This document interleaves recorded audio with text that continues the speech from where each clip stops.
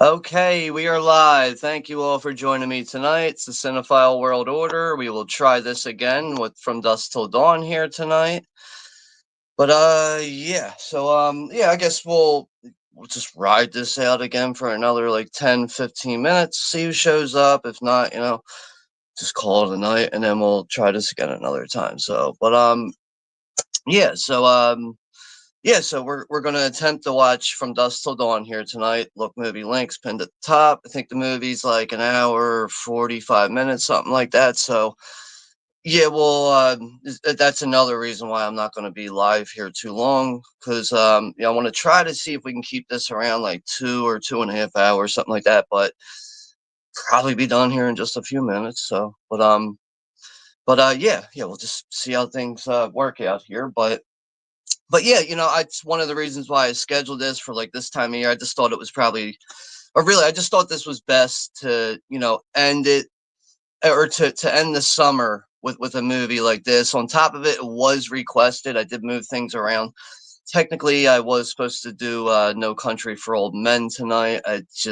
Yeah, so we'll just push that back with some other streams and stuff. But yeah, other than that though, the channel has recently hit 500 subscribers and all that bullshit. So yeah, thank you guys very much for all the support and all that bullshit. But yeah, From Dusk Till Dawn. I mean, gosh, shit, I forgot to pull that. Something movies I meant to pull out here, just that I feel like are on the same, along the lines of From Dusk Till Dawn and everything. But I can do that without pulling them out and everything. But yeah, From Dusk Till Dawn. I mean, movie was released in 1996. I absolutely love the concept of this movie, though. It really is. It just, the way the movie starts out very subtly. In the what Texas desert right there. I think like the western part of Texas. I don't know exactly where it is, but yeah, you have two brothers who are on the run. They're fugitives, and they just haven't met their match yet. Every time they go up, every time they face some kind of dilemma, they manage to overpower it. And it doesn't matter if there's Texas Rangers, civilians, whatever it is. That's another thing that's kind of funny about the movie. They actually do keep count of like all like the Texas Rangers that get killed, civilians, and all this stuff. But yeah, on top of that, I really think that the cast in this movie is just undeniably just amazing. On top of that, I personally think this is George Clooney's best fucking movie. I wouldn't really say that I'm the best. I mean, like the most, like I wouldn't say I'm like the most, like like or like the biggest George Clooney fan, really. But I just think he's really on top of his game and his acting performance, and him and Quentin Tarantino work very well together. And Tarantino, his character, man, is just man, what a gross guy, right? Just a fucking undesirable sex offender in this movie. Sex offenders, God, I hate even saying the word sometimes, but like other than that, yeah, in the movie, it really looks like these two brothers have really just beaten the odds. It seems like they're just not going to meet their match at all. Like it seems like no one's ever at any point in the movie. It seems like no one's going to be able to stand up to them. And then they end up going to a bar, the Titty Twister, and it turns out that the place is just infested with vampires. And yeah, so finally they meet their fucking match. But along the way, they end up involving a fucking small family, which is Juliette Lewis, Harvey Keitel. I forget the Chinese guy's name, that Chinese kid that's in it, who is he adopted son, but yeah, they end up making a very bad mistake of deciding to pull off on the road with their RV, and they decided they want to stay in a hotel for the night. You almost can't blame the father there. The I think he's like a pastor or like a religious pastor or whatever. You really can't blame him for wanting to get off the road and just sleep in a bed for the night. But I almost feel like with the fact that, like all this stuff is on the news, like you might want to just get the fuck out of that area. But, him and his family decide to ignore that stuff. But, yeah, just a great fucking movie overall. And yeah, it's something I'll never get tired of a movie like this. But unfortunately, what is there, like 3 movies in this franchise? Part 2, fucking trash. Part 3, even fucking worse. I love when people try to justify, like, well, yeah, From Dusk Till Dawn 2 is really not that bad. Like, shut the fuck up, man. That shit's fucking trash, dude. That shit's unwatchable trash. But all right, it looks like we have 5 people in the chat right now. My fucking TV just shut down on itself. Oh shit! All right, just trying to get that on so I got more light here. Oh, turn this volume down.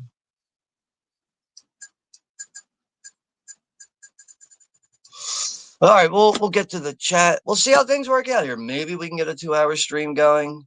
I'm sorry I can't share out the stream. YouTube's telling me to take a fucking picture of myself, confirm my fucking account, and they'll get back to me in 24 hours. Like, what a bunch of fucking jerk off bullshit, man. I just, I don't think I'm ever gonna have a normal channel here on YouTube. So, all right, yeah, Jen is here. Jen is that's a channel. Yeah, Jen's channel. We got to get her channel pushed out into the chat. Jen's got a new channel on YouTube. She's been doing a lot more content and stuff. So yeah, she's close to like 100 subscribers right now too. So let's see if we can, if you guys can support and subscribe to her. See if we can get her at 100 subscribers and more. But yeah, thanks for stopping by here, Jen. And I know you, yeah, you can't like hang out very long. That's perfectly fine. I mean, hey, you know what's showing up is it says more than most people. And it's just showing up really speaks volumes. And, especially for the fact that, I was supposed to do this stream with somebody, but no, they felt that it was best for them to sit around and make excuses of why they couldn't join me for the stream. Yeah. Anything I don't like in life is having my motherfucking time wasted. And you know what? I know things come up. I understand things come up all the time. But you could have relayed this to me last night. So it's but yeah, that's one less channel I have to watch anymore. Thank God. Fuck that guy. And all right, yeah, back to the chat. Got Russell's here. Sonny Barger. What's up there, Russell? How you doing, man? Good evening, Sean. Yeah, thanks for stopping by here. But I mean, that's why we're on the 9 o'clock time. Apparently, that was best for this fucking asshole to join me. But one less channel I have to watch anymore. Thank fucking God. On top of that, I'm tired of the text messages. Hey, I just uploaded the video, man. Like, dude, I'm gonna fucking watch that shit when I get the chance, man. Stop acting like a fucking 10-year-old with your fucking content. Fuck, man. I could never imagine doing that to someone. Hey, I just uploaded a video. Hey, come on, man, watch it. It's just fucking YouTube content too. What the fuck? Nobody on YouTube's that fucking interesting, man. Sorry. I'm not either. I'm just not. But all right, let's see. We got Sue is here from the Bud Files. Yeah, Sue. I got to find time to get back over to your channel. I haven't been over there in a little while, but yeah, thanks for stopping by and saying hello. Hopefully all is well with you, Sue. We got George is here, the Sailor Outlaw. Again, man, I'm sorry. What was it, like a couple streams ago? I ended up accidentally banning you. I was trying to highlight your comment. I was doing things too quickly. I was at the Return of the Living Dead stream and ended up banning you. But I'm just glad you were able to understand the situation and why all that bullshit happened. But yeah, George is saying Rob Zombie would be proud. Yeah, you can put him in the conversation there. I mean, at the time, like what, 96, he was still doing I think he still had a solo band. Like White Zombie was already done and folded at that time. So yeah, I think he was probably still doing. Was Rob Zombie band like really, like, I don't know, man. I don't think on that right now. I don't know if he actually had the Rob Zombie band in place yet. But speaking of Rob Zombie, I know he's getting up there in age and stuff, but like I would love to see his band, like his live performance, because like a lot of people I know that have gone to shows, like punk rock shows, metal shows, and concerts, a lot of people I know will be like, that is the best concert I've ever gone to in my life. As far as like Rob Zombie's setup and how he executes everything, and light shows, smoke shows, even like just like animatronics, fucking giant monsters on the stage. Like, I mean, I've seen stuff on here on YouTube with his live performances and stuff, but I always just hear people out. I'm just always amazed, like, wow, like Rob Zombie's like your number one live performance of all time. Like, that just speaks volumes to me. But yeah, let's get Jen's channel in the chat here. So yeah, let's just try to put, you guys understand how it is starting a channel. It's just hard to get your channel pushed out there. And, she's been uploading, man, she's at 94 subs. We might be able to push her over 100 here. But yeah, she's been uploading like reviews and other, horror related content and stuff. And she's getting off to a good start. So hopefully this works out for her this time. I know she's had some issues with just being on YouTube and having that confidence and just staying with it. So, but I'm just glad to see her, getting a good start here and everything. And all right, I got to get back to my channel. I got the links copied here. Give me just 1 second. I want to get this shared in the chat. Where's my fucking chat?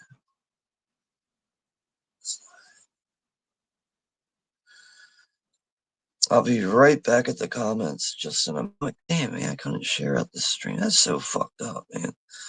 It's, this is like an ongoing thing about having to confirm that this is my account. Like, this has been going on all fucking year. And it was like a few days ago, because I'm always checking to see, like, can I finally share out my own streams? And it's always, nope, just nothing. It's just a black fucking screen when I go to share out the streams. And I did it a couple of days ago, and I was like, wow, I can actually share out the stream. I go live tonight. Nope, right back to the same fucking problem. So yeah, that's been a bit frustrating. Why can't I find the fucking live stream? All right, do I have any mods in the chat? Can somebody share her? That's fucked up. I added her as a mod, and she's not highlighted.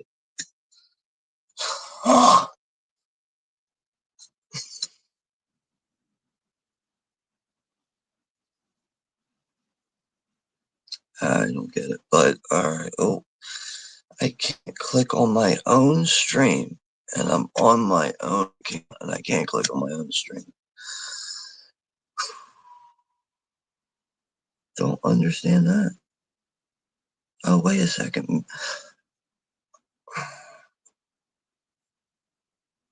I guess I can't edit the stream because I'm live. All right, well, I don't know. We'll have to work on getting her channel out another time. I don't have any. All right, well, Johnny's in the chat. I don't know, Johnny. Maybe you could share out her channel link in the chat there, or maybe somebody might have already. I haven't gotten there yet, but yeah, I know I added you as a mod, Jen, and you're not highlighted. That's out of my control. I'll have to just keep doing that again. But I've had issues with that too, adding people as moderators, because they'll leave a comment somewhere, and then I see the comment, I go to the 3 dots, I click on it, and it says add as moderator, and I added you as a standard moderator. And okay, you'd think you'd be highlighted blue, and you're not. So I wish YouTube wasn't such a shitty, glitchy website, man. Like, when is this website gonna just get its shit together?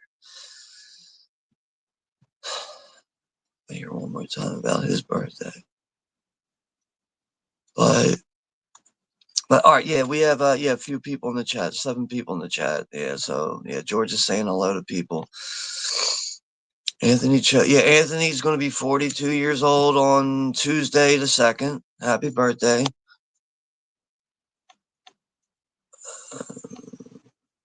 Oh, that's where I left. I went behind a little bit there. All right, yeah, people saying hello to each other. And yeah, George is saying, yeah, the father in this movie is making the right decision. Yeah, realistically, minding his own business with his family. It's the family. The family's got to be aware that there's 2 fugitives on the run. It's just all over the place. It's all over the news. Here's one issue I kind of have with the movie, though. When they're finally at the hotel and, they go inside the room, they take the hostage out of the trunk and they go inside the room, and George Clooney's like, plant yourself right there. Then she starts talking and bitching about, like, what are you guys going to do with me? And he's like, I said, plant yourself right there. Plants do not talk. And he just starts going on and all this stuff. And he's like, rambling on about, if you want to be on my good side, I need you to listen to me and all this stuff. If anything, the George Clooney's character is really being very reasonable with the situation with her. But he ends up leaving to go get food at a Big Kahuna Burger. I'm sorry, dude. Like you're a fucking fugitive. Your face is all over the place. He would have got locked up or caught in a gunfight to go out and get burgers. I'm sorry. That's if you add in logic with it. But obviously it's a movie. So if you're not able to pull that away from it and, pull away, logic from entertainment value, then you might have a real issue with that. Sometimes I just take notice of that stuff and it can make me wonder sometimes, like, did they even consider that? Like, the whole logic of that, or they just went, fuck it. It's such a quick thing. We're just going to breeze through it. People are probably going to overlook that shit. But yeah, George, you're right though. Harvey Keitel is the pastor. He's making the right decision, man. He's worn out. He wants to sleep in a bed, like a real bed. And yeah, he's got beds in the RV and all that.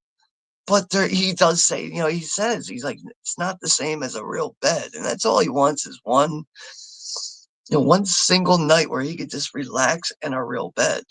Like I know at one point, or actually even when, what's it, Richard Gecko, and I forget the other name. I should know this. I just watched it a few nights ago on my own.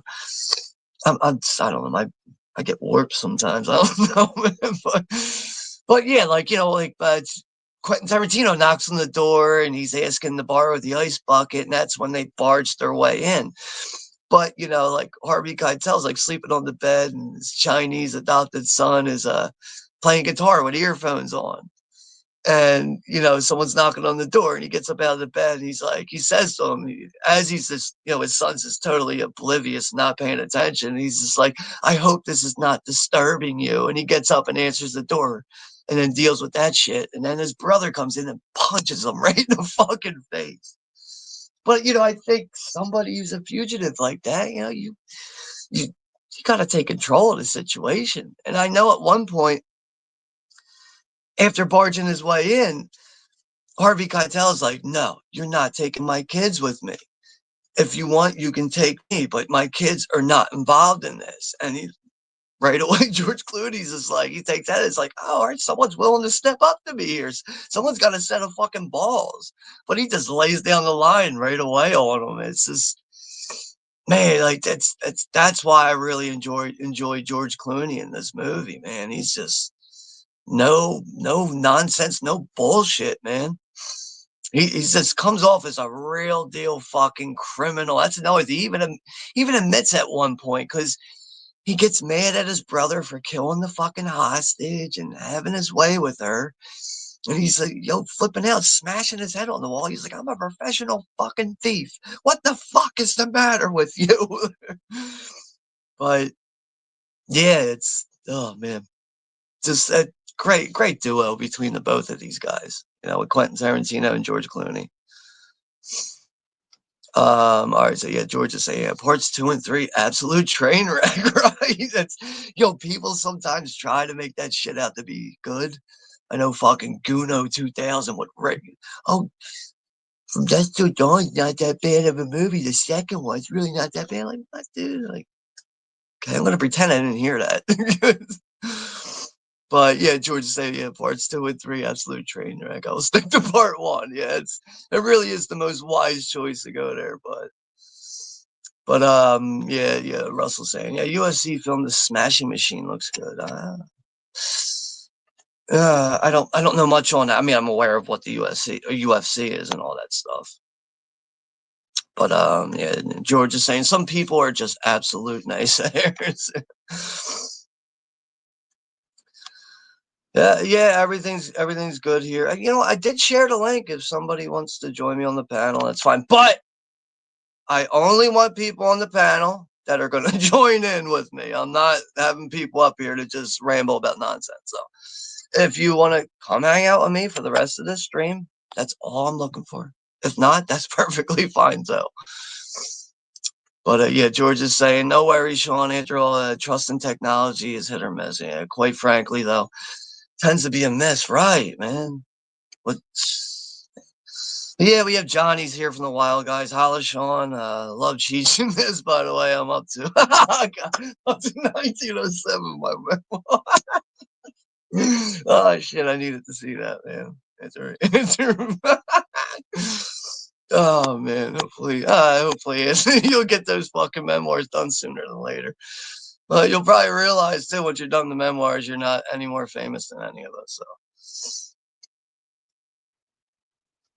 but yeah, George is saying, no, you can imagine horror movies having songs performed by Breaking Benjamin. Yeah, I know you have a lot of Breaking Benjamin, like some of your video game content. Sorry, it's a little off there, but you know, I look. I'll just say this, George. I'm not the biggest fan of Breaking Benjamin, but you know, some of those songs are catchy. They really are. I'm not really into like that alternative, like new metal sound. Really, I don't. I'm very open to lots of music. I'm just not really like a country music person, and I don't really get into what's the I don't know. I don't know. I'm very open to lots of different music. Sometimes people will be surprised at certain types of music that I'm into, but my taste of music is it's very vast. It really is. Like I like all types of stuff. You know, movie soundtracks too, like score soundtracks. But I'm very open from rap music, metal, punk rock, like all types of stuff. But I never really got into like the alternative new metal sound too much because that I know Breaking Benjamin is like that, but they do have a lot of catchy stuff. They really do. All right, so all right, I maybe we got Jen's channel link there. But yeah, you know, Jen's the type of person you subscribe to her, she'll definitely, you know, support you back and return the favor. But yeah. So yeah, you guys are just acknowledging each other, which is all good. But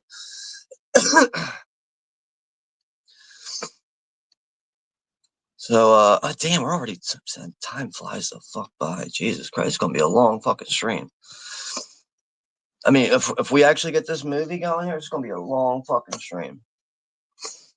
It's gonna end up being 3 hours. This movie's like an hour 48 minutes, something like that.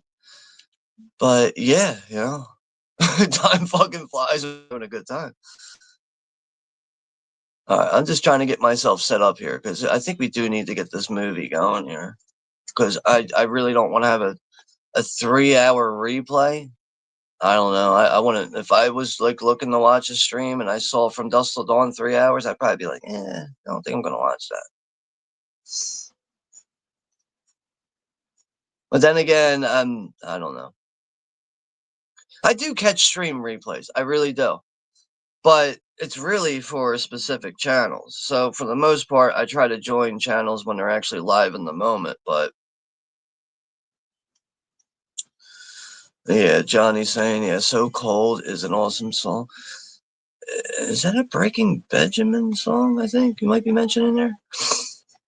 I mean, Jesus Christ. At least it's not Evanescence. Jesus fucking Christ. I'm sorry. That's a fucking terrible band right there. And you know what? That lead singer, that female, yeah, she does have a voice. Band stinks like shit, though. Stinks like fucking utter shit.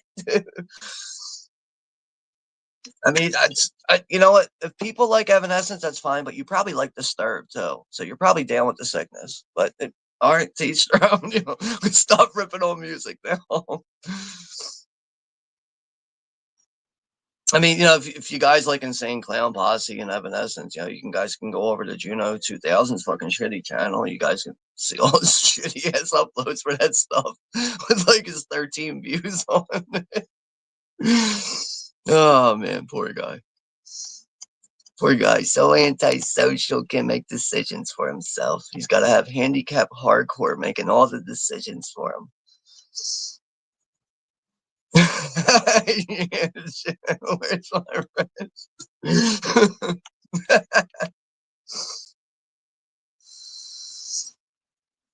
Same is true with blood. I thought for a second there you were talking about the soap opera that was on HBO, the True Blood vampire show. Which I remember I used to live with a girl that was like a diehard fan every Sunday. I need the fucking TV. True Blood's coming on. I'm like, all right, here's the fucking remote, man. Leave me alone. But I never got into that show, but I remember one time, being at the house with her. I had to watch an episode, man. There was like one episode that was really graphic, and I was like, yo, like, I think I might be into this show now, but like it never lived up to that again, and I just fell out of it right away watching True Blood. But yeah, there's a huge fan base out there for all that stuff. But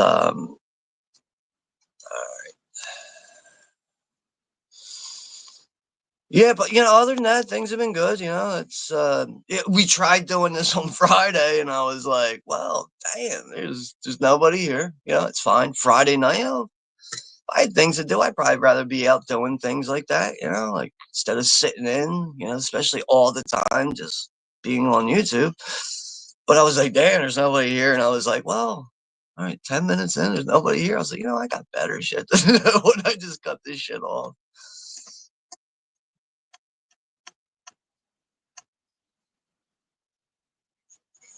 Okay. Yeah, thanks for confirming that there, Russell. So it's Dwayne Johnson. Good. I'm not a fan of Dwayne Johnson. He's a talented actor. I'll give him that. I don't know. I see him in movies. I'm just like, well, just don't care that much. But right. That's his fucking name, Seth Gecko. Seth and Richard. That's their names, right? I only had the one name in mind there, but and dude, we're about to come up on a half hour. Wild Wrangler's here. WW. What's up there, Wild Wrangler? Thanks for stopping by and chiming in here in the chat. Hopefully all is well with you. But all right, let's give this a shot. All right.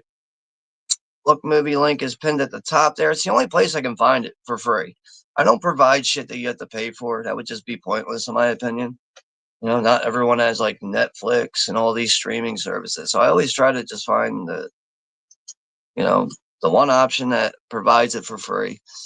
I know not everyone can just access Look Movie, or at least I hear people sometimes like, I wish I could use that website, but I can't open it up on my browser. And I'm like, really? Like, okay. So it seems like not everyone can always just access Look Movie, but yeah, that is the link up there. Movie is should know this, but I don't. I think it's an hour, 48 minutes or 45. Trying to. Why is there an Echo Bridge logo on a Lionsgate Blu-ray? And it's a Miramax film. This is a weird Blu-ray.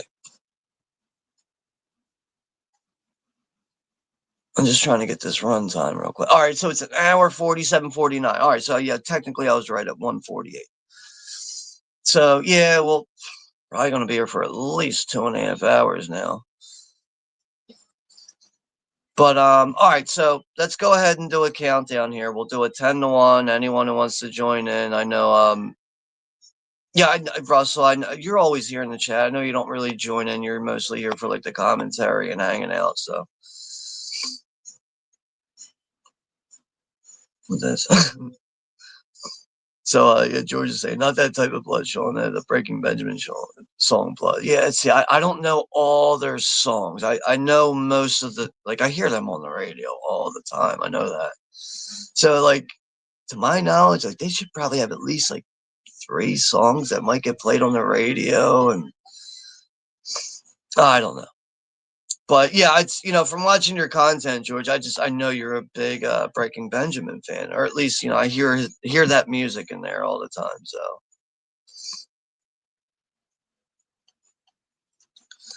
but yeah, Jen, doesn't look like we got your channel link share. I don't know how I can get that there right now. I don't know.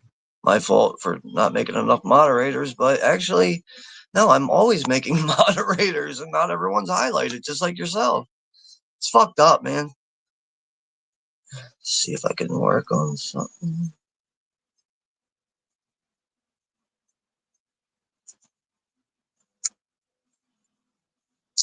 Yeah, I can't even highlight nothing from you. Jen, you know what? We'll just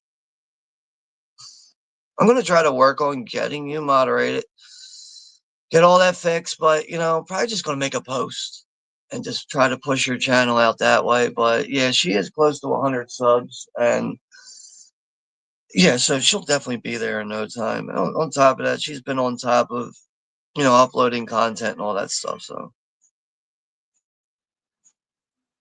all right, let's get this going. We're at the 30-minute mark. So all right, we're gonna do a 10-1 now. If everyone's ready, anyone that's joining in. All right. 10, 9, 8, 7, 6, 5, 4, 3, 2, 1. Hit play, motherfuckers.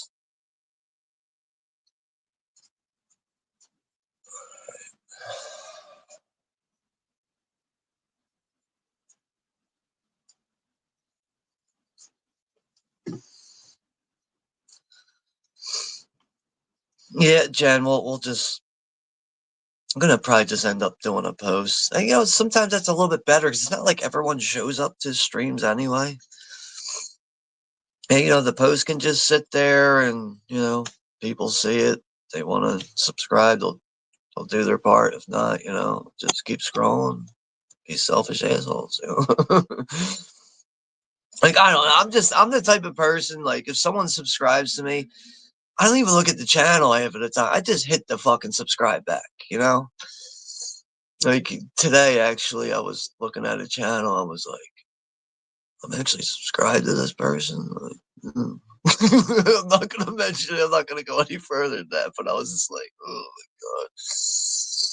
But I don't even know if, like, this opening shot, I'm assuming it's got to be right on location in the desert, just from those background shots. But, like, I even took time, even when I was watching this myself, to watch this scene as it opens up in slow mo, because you never know. It could just be like a scenery painted background. It could be. Sometimes they do a good job with that stuff, but obviously, scene opens up with the local Texas Ranger, who's played by Michael Parks, does such a good job. That's another thing. Spoiler alert! Spoiler alert for anyone who hasn't seen the movie yet. It's coming. When Michael Parks gets killed, he gets shot in the back of the head, and when he falls down to the ground, you want to talk about a realistic death scene? Like, he's like twitching and stuff. He's like still moving, and to see that kind of acting when he gets executed like that, it's so realistic. Like, he really looks like he got killed in that moment. But, it's obvious that, Michael Parks is this Texas Ranger. He stops into this local liquor store here that's being held up by the Gecko brothers right now. You could tell he stops in here all the time because he's able to make small talk and bullshit back and forth with the clerk here, who is played by, man, I forget the actor's name. But, even like, what the fuck's this guy's name? Let's see if I can pull this up. I know he was in Eastbound and Down with Danny McBride. I think he played like I think they're like brothers in that. He goes and lives with his family in that show. Man, that was such a funny show. What did that last for, like 4 seasons? Eastbound and Down? Man, that was such a funny show. Will Ferrell was in it too with that fucking ridiculous light blonde wig and the glasses, man. Man, that fucking show was that was gold, man. Watching Eastbound and Down, man. But like, apparently Eastbound and Down wasn't even supposed to go for 4 seasons. It was supposed to be like a 1 season, like a limited series thing. But they were able to, extend it and go on it because people were really enjoying it. So I think they ended up getting 4 seasons out of that. But that shit was so fucking funny. Danny McBride, he needs to just stick to comedy along with fucking David Gordon Green. Like those guys need to stick to comedy. Stop fucking with horror movies and fucking things up, man. So yeah, Michael Parks and the liquor store clerk here talking about the two fugitives with the Gecko brothers here, and Michael Parks is you can really see the grit in his face right now. He said, "Yeah, we'll get him, that's for sure."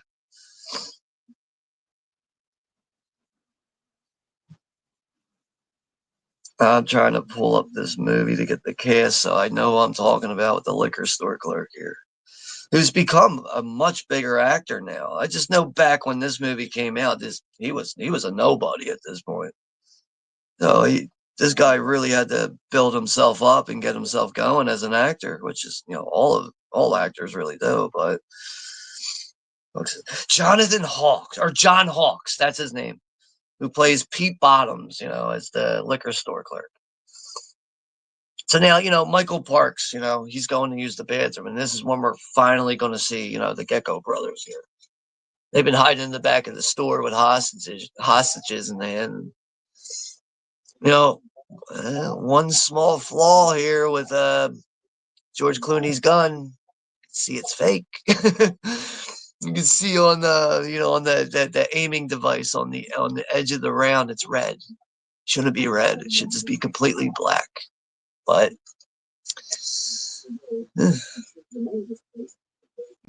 like that's one of the reasons why I mention that is because when you compare that to Quentin Tarantino's gun, he's got that Chrome 45. I think it's a 45, but his looks completely real. George's gun, nah, not so much. This is where Richard's telling Seth here. He's like, "Oh, he was. Oh, he says you were scratching." I really think Richard here. The reason why all this gets so out of hand, I think Richard's just got a thing out for wanting to kill this fucking liquor store guy, which just relates to how much of a fucking psychopath he is. Obviously, Seth is a fucking psychopath too. They're both psychopaths. But I think Richard's really on a deeper level, especially with that fucking sex offender title on him. But yeah, George over Sailor Outlaw saying, yeah, most of the gameplay I upload, I just felt like including those songs in them just to give them gameplay content that's more action movie feel to each and every single one of them. Yeah, it's fun.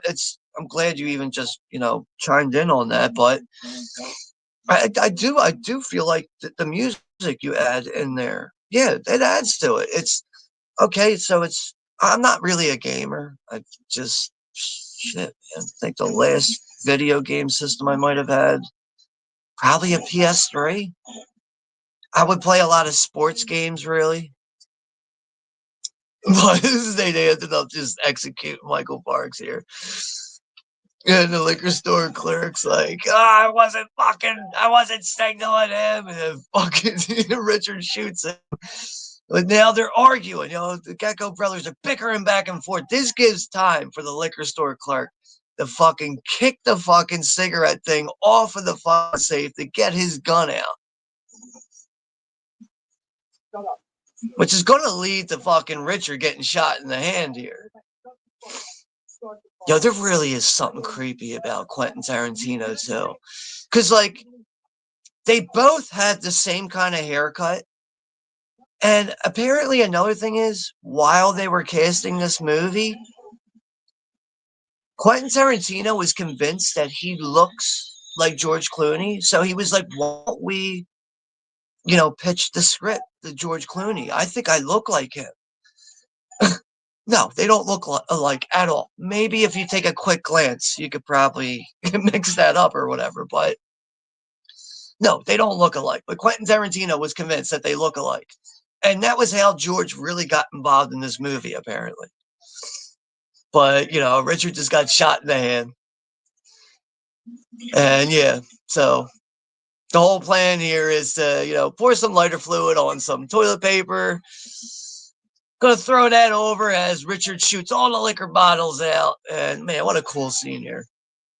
This is a cool fucking fire stunt. You don't get this nowadays in modern movies, right?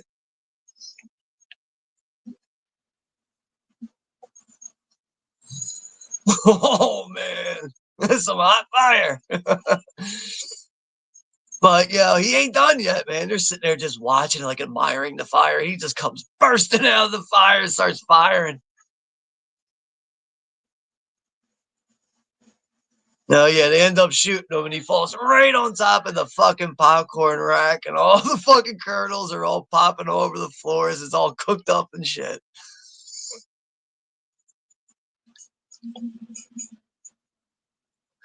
Just I don't know, man. Richard Gecko, Quentin Tarantino's like when he does that calm staring kind of subtle like demeanor that he has about it's just like you're creepy, dude.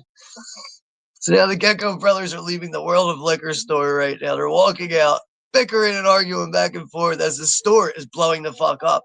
Now, apparently, when they were making this and this shit happened, apparently George and Quentin Tarantino were feeling the burst of the explosions, and it took them a lot to not jump out of character in that moment. Like it's apparently even like Quentin Tarantino's like, dude, I'm feeling fucking explosion burst at my back, and I'm trying to stay in character in this moment.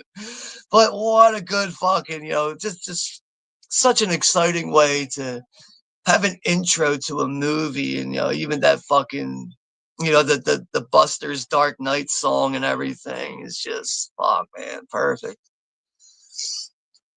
Just like sweating right now, just even watching this hot, sweaty, fucking desert, gory, graphic vampire movie. Such a cool title card there too, man, with that dark red, jagged fucking letters with the From Dusk Till Dawn.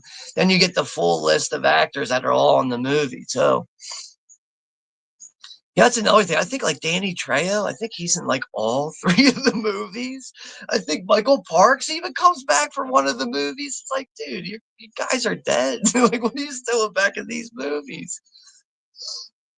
But man, those sequels, they do not hold a candle at all to the original. Oh yeah, there it is. There, yeah. Thank you, Johnny, for sharing the link. Man, I appreciate that. Yeah, Jen says thank you, Johnny. So I know I'm always behind on comments. Richard's taping his fucking hand up with some duct tape. What else you gonna do in that situation? That's the other thing. You're a fugitive on the run. It's not like you can go get a fucking first aid kit. So next best thing is to duct tape your fucking wounded hand up and spit some fucking Jack Daniels on it. Feel the burn.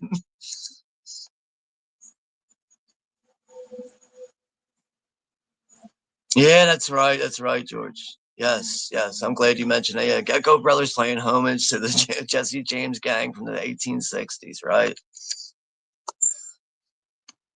So now they're at the hotel. George is trying to get a room here. Sorry, Seth. George Clooney's trying to get a room here. Beats the shit out of that fucking that alert bell.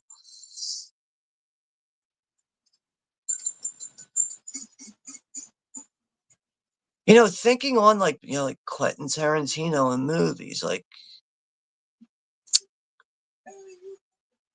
what would be my favorite? Maybe this, but at the same time, I just don't want to say that because like he's got that sex offender thing going on. It's just that. But you know what movie he's really good in too is a movie that he did write some of the script for. It's an anthology. Is the 1995 movie Four Rooms. I don't know. It's an anthology. I just don't know what kind of anthology it is because the story is like I think it's four stories, and like the style of the stories are just they change up a bit. Like I know the first one starts out with like a coven of witches. The next one's the misbehaviors, which is my favorite one with Antonio Banderas, and him and his wife want to go out on New Year's Eve, and they pay the bellboy to fucking babysit their kids, and their kids are just a fucking pain in the ass. He ends up finding the dead hooker in the bed. That fucking movie's gold, man. That is a movie I really enjoy watching, like around New Year's Eve, Christmas, New Year's Eve is Four Rooms, man. So yeah, I'm sorry, that's why it's called Four Rooms. It's four fucking stories, takes place in four different rooms. But that's a movie we need. I think we really need a 4K for, right? I still only have that movie on my DVD rack over here. I don't even have a Blu-ray for that one, but also Bruce Willis is in the final story in that one. But yeah, Four Rooms, man, that's a good fucking movie. But I really do enjoy Quentin Tarantino in that. And like one line, the quote on him in that is he's like partying, he's drinking Cristal and everything, and he's explaining why Cristal is really good, and he's Cristal is the best because everything else is fucking piss.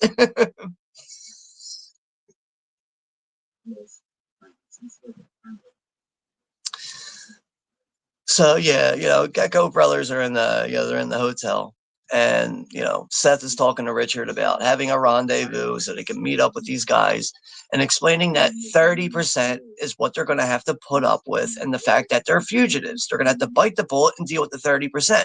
But Richard is not happy with the fact that his brother did not bother to really negotiate.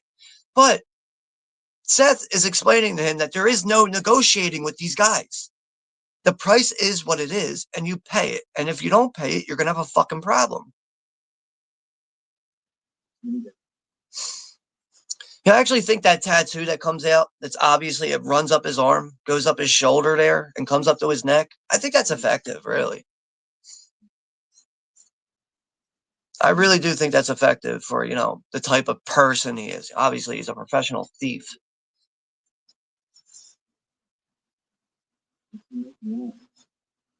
Yeah. He's talking to the hostage now. If you make a noise, Mr. 45 makes a noise. There's no fucking subtitles on this Lionsgate Blu-ray. All you get is just a play button and chapters. Really weird. Because that's another thing. Like this Blu-ray just came out like a couple years ago, maybe like. Well, it's probably been probably like 5 years at this point.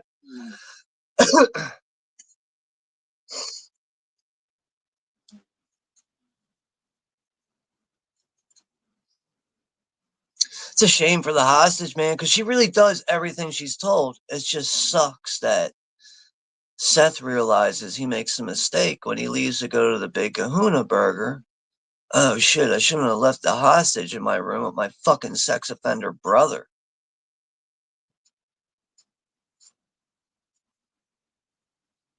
But like, I'm just gonna say this to like, all right, he's a fucking sex offender. I'm sorry, this lady's just not attractive at all. Like, how can you get off on I, I don't know. I guess that's the difference between having like a regular sexual mindset compared to like what a sex offender is. I guess for a sex offender, anything will do. I think Ted Bundy was like that, even when like he was out and on the run and escaping. I don't know if you guys really like know all Ted Bundy's crimes, but like one time he escaped and his option was a 12-year-old girl.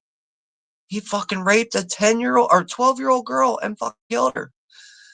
It's just, shit, 12-year-olds do it for you? Like, damn, dude. But as the mind of a sex offender psychopath is just, well, I don't know, man. I'll never understand that shit, man. But yeah, Russell Sonny Barger saying he's bound and down song by Jerry Reed. Yeah, yeah. That's right. It's a legit song there. I think they do play that song in the show at one point, which that aired on HBO when that was active and popular. So now we're finally seeing, Harvey Keitel is the pastor and his family with Juliette Lewis and the adopted Chinese boy. Apparently that actor too. I looked into that. I think he did two other really small movies besides this, and that was it.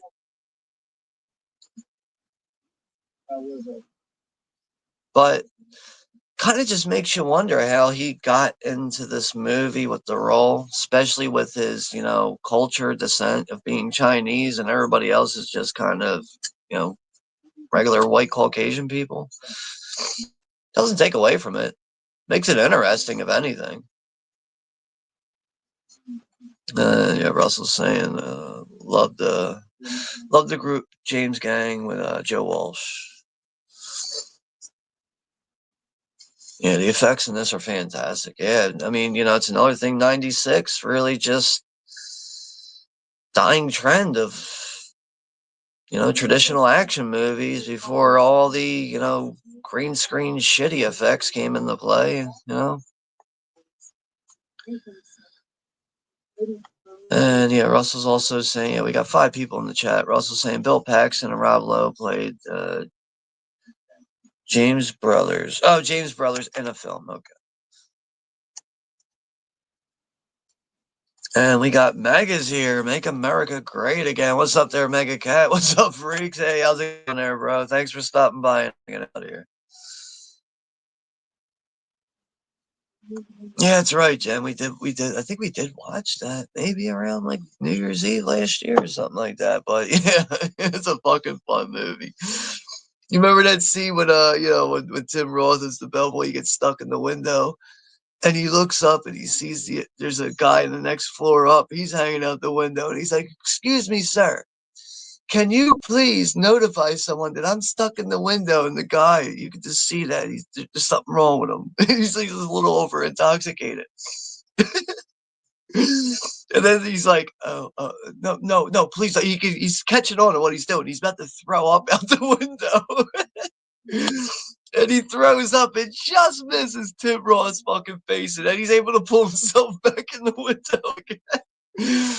But it's like he was convinced that he was stuck in the window, but it took that one moment of like, oh, someone's about to throw up on me. I'm about to, oh, that's getting me out of the window here. But oh my god. The movie is just endless fucking laughs. Even when with like going back to the second story and that with the misbehaviors and Antonio Banderas comes back and he just ends up catching the bellboy in just such a bad situation. He's got the dead hooker's leg in one hand, he's holding the needle in the other hand. The little boy's got a cigarette in his mouth. The little girl's like setting a fire in the background. He just walked in on the worst fucking moment ever. And but also with like that misbehavior scene when Tim Roth is trying to blame the smell in the room on the little kid's feet. He's like, "Oh, it's just your feet." And then the little girl's like, "No, it's not my feet." She even like smells her own feet. She's like, "No, it's not my feet." And she pulls the mattress off and sees the dead hooker in the box spring. Oh my god. Tim Roth's like, "What the fuck is that?" But while he's saying that, he's vomiting. He's throwing up from seeing this dead hooker and smelling it. Oh man, that movie's so fucking fun, man. We'll have to fucking get that one scheduled here on the channel at some point, man. Oh shit, man. 4 Rooms, that movie just never ceases to fucking kill me, man. Get stomach pains from laughing over that movie. But all right, we got Cody's here from Where'd You Get That? What's up there, Cody? Yeah, thanks for stopping by and checking in here and saying hello and everything. Hopefully all is well with you.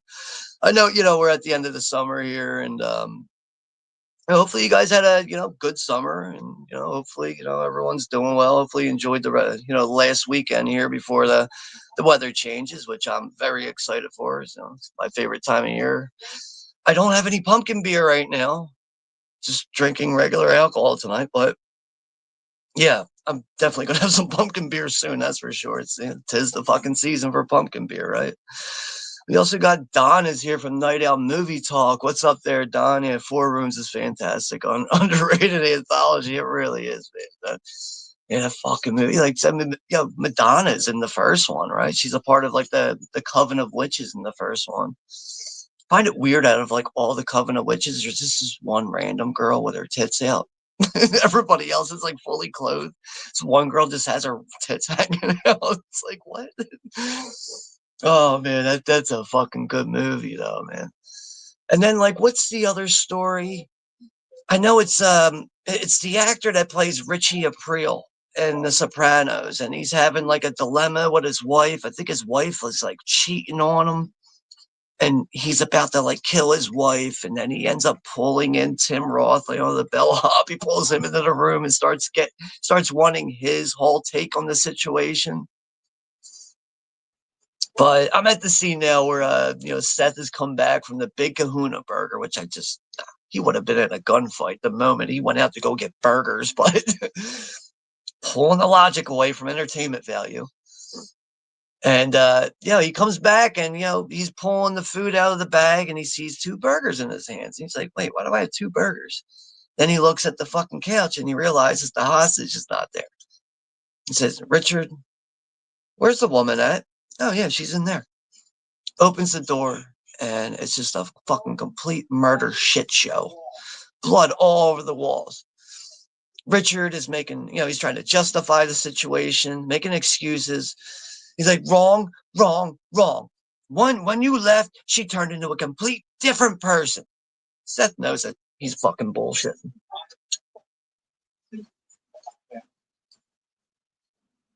But this is where you get a good feel for the difference between these brothers here.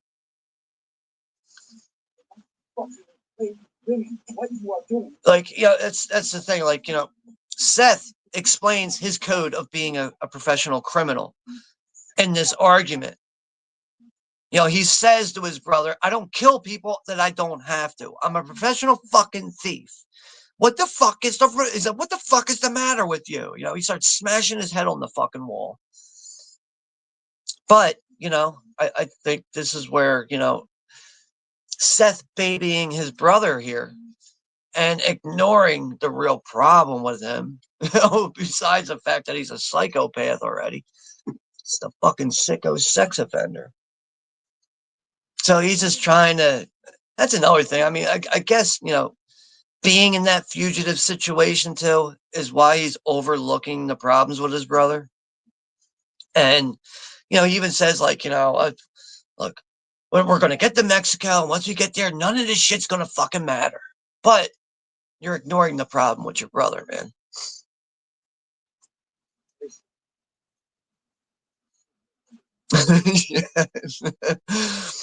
Yeah, 4 Rooms. My God, man, what a fucking movie that is. All right, we got yeah, the stench of the dead hooker in the bed.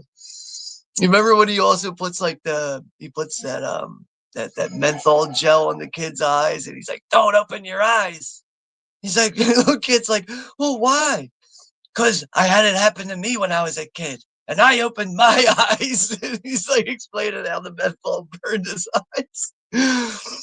Oh yeah, the misbehavior story. That really is my favorite one out of all that whole movie. My God, that is good shit, man. And we got 59s here. All right, the 59 survivor of the VHS. I made it running late, Audi CWO. Yeah, you're always late, but you know what? You're always here, or at least for the most part, you're usually here. And that, as I said before, that speaks volumes, man. It says a lot more than most people. So better late than never. So yeah, now they're Harvey Keitel, this pastor, him and his family are being disturbed. He's being woken up as he wants to enjoy the bed that he's paying for. And this is where fucking, sick ass Richard's knocking on the door asking for the ice bucket for him and his made up lady friend here. I still can't believe Quentin Tarantino thought that he looked like George Clooney. And he's like, yeah, let's get George for the movie, let's pitch him the script. I look like him. No, you don't.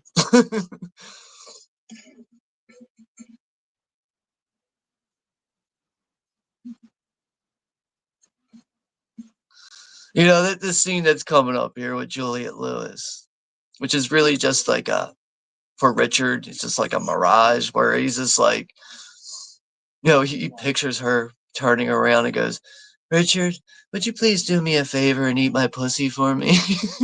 Oh my God. He's like, well, yeah, sure. And then later on, when they're on the road and shit, he's like, what you said to me back there at the hotel, I'd be willing to do that for you. It's no problem for me. And she's like, what do you mean? And then like he's getting ready to get into it, he gets cut off by his brother about putting his mouth retainer in because he grinds his teeth and shit. I don't know who thought that up, but Jesus Christ, man, really adds some good, entertaining laughter to the movie.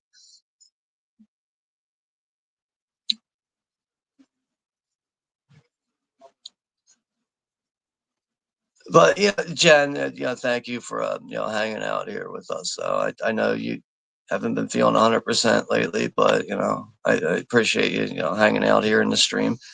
And it looks like, let's take a look at your channel real quick. I know we were at 94 at the beginning of the stream. Let's see where you're at now.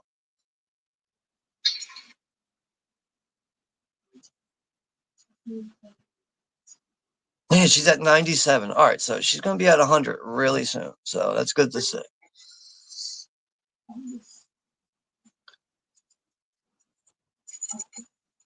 Yeah, I feel like when a channel link gets shared out, like you can't expect, you know, a bunch of subscribers out of it, obviously. Or, the chat just is what it is. But like I feel like if you get like 3 or 4 subs out of it, like really not bad. I mean, sometimes it could take people months just to get 3 or 4 subs, like added to their channel and stuff. But all right, where did I just lost myself here in the chat? All right, people saying hello to 59, 59 saying, I know this movie enough. It's been a while though. I used to watch it over and over. I remember when this movie was released in theaters. I think I was in like 7th grade. I'm 42 years old now. I think it was around 7th grade. And my mom went out with somebody. She either went out on a date with someone or I think she might have actually went out with a girlfriend to go see it. And I was so mad that she didn't want to take me with her. My mom was like no, you're not watching fucking horror movies and all this shit. And when she came home and she's like, oh my God, you wouldn't have liked that movie. There was vampires in it. There's blood and guts and nudity. And I was like, you just went through everything of why I like watching horror movies. I was like, all right, well, yeah, that means I'm going to like this movie. But when it was finally released on VHS as a new release at my local West Coast video store, that was a day one fucking rent right there. I remember my mom actually coming home from work and I'm watching it on TV in the fucking living room. She goes, you're watching this movie? I saw this in the theater. She flipped the fuck out on me right away. But I was like, yo, chill the fuck out, man. I'm about to be in high school. Like, I mean, I don't talk to my mom that way, but I'm like, yo, just relax. Like, what the hell, man? Like, I've seen so many of these movies anyway. That's another thing. Like, me and my brother growing up with like R-rated horror movies, we really weren't allowed to watch them. But it seems like we were allowed to watch them sometimes. It was like a justified thing because it would keep us quiet, like we wouldn't be interfering with our parents or anything. So like, yeah, like never understood that. Like, like me and my brother would even say that, like, yo, you believe like, yo, we're watching Terminator 2 right now. If mom found out about this, she would be on her shit right now. Like, it's just as like an example. Like, it's just funny though. Like, it's to know they'd be like late at night. Me and my brother might be in the basement, like flipping through the channels and just finding rare fucking horror movies we never heard of on the TV before, and just being like, "Oh shit, we gotta make sure we're quiet here. If we make too much noise, she finds out what's on the TV. We're gonna get in trouble and shit." Oh, that was always fun, man. Like usually, like as me and my brother would do that, I would be the one changing the channel, and he would be the one like, "All right, I'll tell you when to stop." And I'd be the one like clicking the TV and be like, "Oh, yo, stop! Dude, this movie looks crazy. Let's watch this." And then like me and my brother like, "Oh, go grab a fucking tape out of the closet. Hit record. Make sure you're not dubbing over anything good." Shit like that. Oh man, I miss those days. But part of growing up, we all got to get older, right? Yeah, that's right. Yeah, Johnny Madonna is very fitting to play a witch in 4 rooms. So now, the geckos are inside the RV, with the pastor and his family and everything, and trying to make small talk as they get up to the border, I guess. And I really think, me personally, with the small talk here between Seth and Harvey Keitel as the pastor, I think Seth is trying to get a feel for him, to see how honest he is, to see if he can trust him going forward. Because as we all know, once they get to the titty twister, things are going to turn in a very drastic direction, and it's just not going to be good for anybody. 59 saying busy week, right back into work tomorrow. Good to chill now though. Yeah. It's Labor Day weekend, end of the summer. It seems like Labor Day weekend's usually like a little bit further into September. This year, it's just right on the first. Which, yeah, in some ways, I kind of like that. I mean, where I live at in the West Coast in the Philadelphia area, weather's been very nice lately. I haven't had the air on in like a week and a half. I haven't had the AC on in like a week and a half here, and just kind of relying on ceiling fans and stuff. It get a little muggy at times, but just not enough to make the fucking electric bill go up to $500. No, the electric bill was at $500 this year after July. First time ever. First fucking time ever in this fucking house.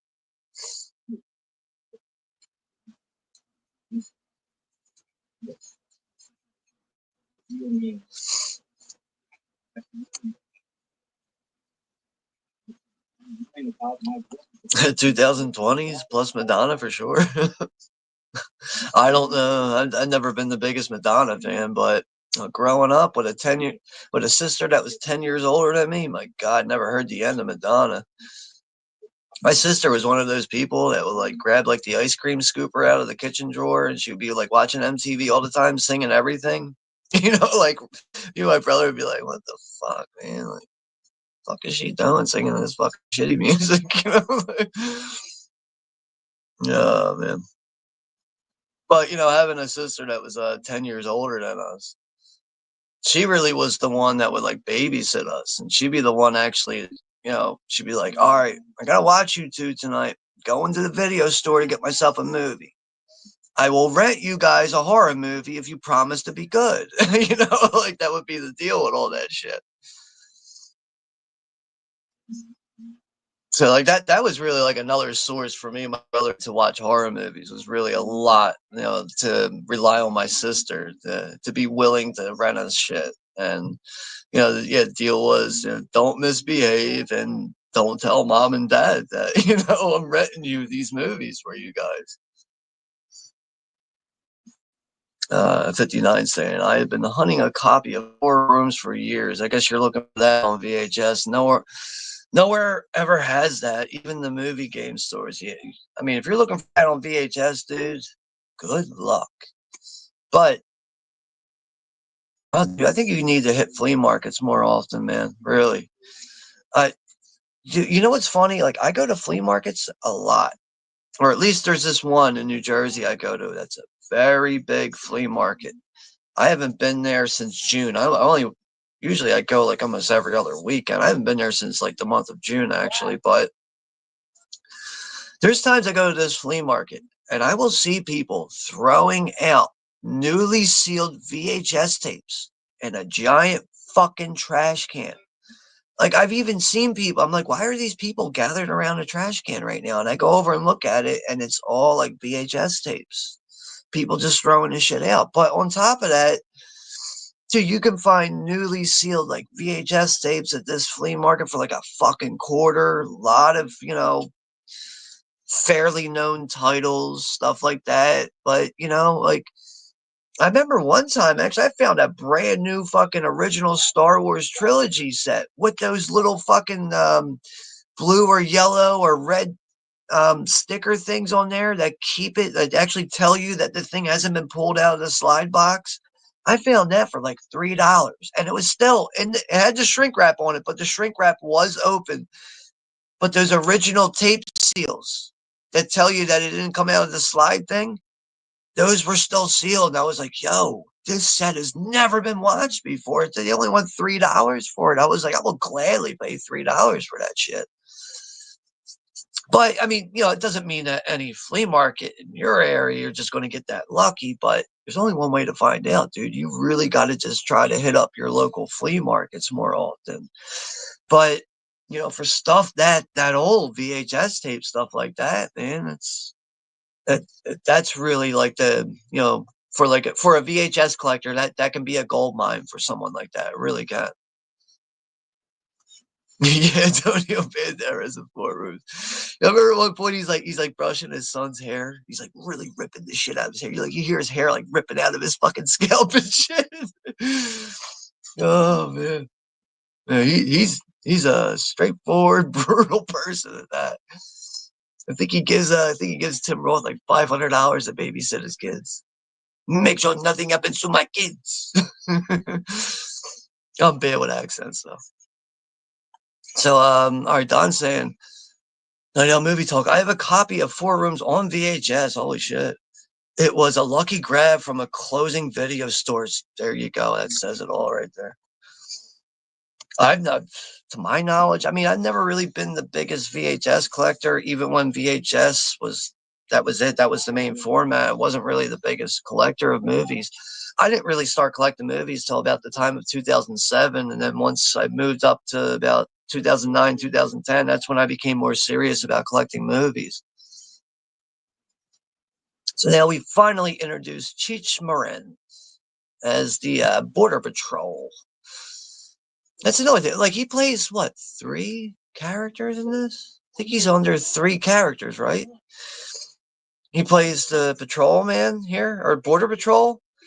He plays the fucking attention pussy shoppers, at the fucking door entrance. He's the hostess there for the titty twister. And then he's one of the Mexican criminal gang members at the end.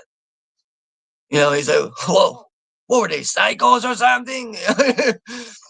Psychos do not explode when sunlight hit them. That whole scene. But yeah, 59 saying Tarantino and a tanning booth. It looked like clear. I still can't believe that's how George really got involved in this movie. It was barely Quentin Tarantino was really sold on the fact, if I get my hair cut like George is in this picture, I kind of look like him. Yeah, let's pitch the script to George. Let's see what he's doing. Let's see if he's busy. It's just I don't know, because if in the movie their hairstyles are very similar. I'm sure the hair was cut to be to have that similar look. If you do a quick take, if you're looking at the screen and you glance at it, you might be able to be like, yeah, do they look alike? But when you're focusing on them, they don't look anything alike at all.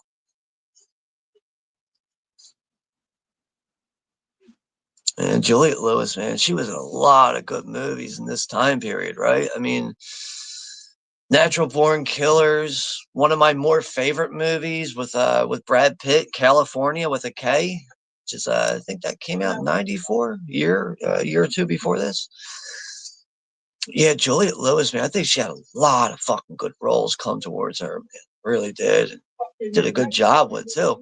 And she was even in What's Eating Gilbert Grape.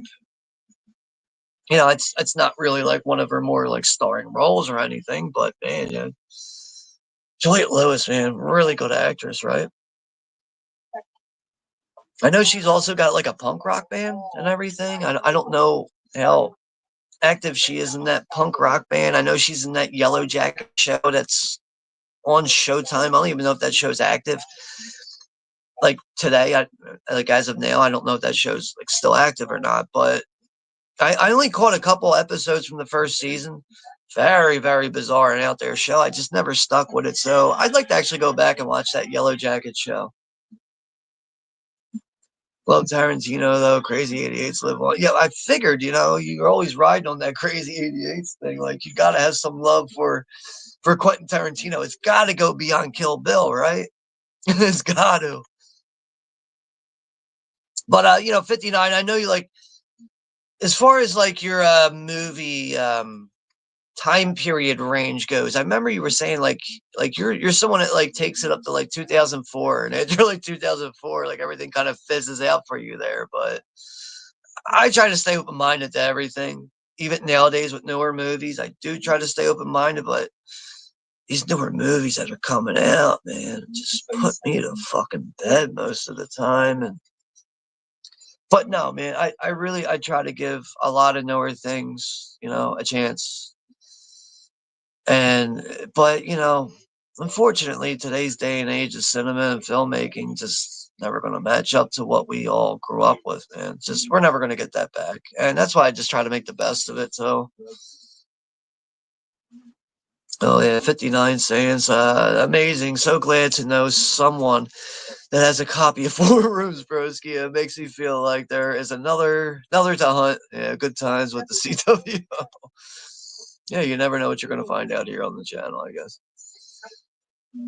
But yeah, during that whole border patrol situation with Cheech, it really looked like Richard was going to fuck it up because of the fact that they were hiding in the bathroom, and Seth is like, you need to stop acting like a fucking nut, and he's like, wait, what are you implying here? Are you trying to say that I'm a fucking nut?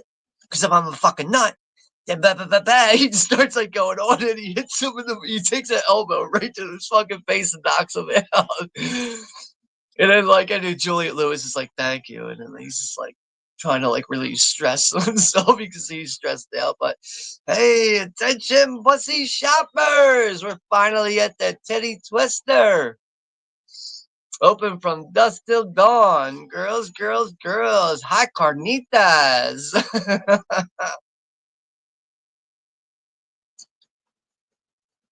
Man, like, can you imagine, like, to execute the scene? I would imagine all the bikers here who are not only drinking are probably lit up out of their fucking minds on fucking good quality cocaine right now. Come on in, pussy lovers! Here at the Titty Twister, we're slashing pussy in half. We got a pussy blowout. We got black pussy, Spanish pussy, yellow pussy, stinky pussy. He takes his time for it. We got smelly pussy, snapping turtle pussy.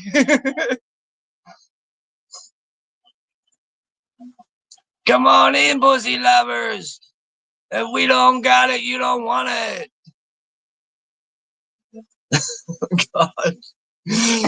Dude, if I was rolling up to this place for the first time, I'd be like a fucking little kid in a candy store. I'd be like, yo, we're gonna get good quality fucking alcohol and drugs here and fucking titties and pussy all night long. Very happy about where we're at. We got a real nice. Yeah, I like that line here. Hey, I'm very happy where we're at. We got a real nice, I don't fuck with you, you don't fuck with me attitude going on here. It's a really good line there from Seth. All right, hard drinkers, let's go ahead and drink. I'm buying.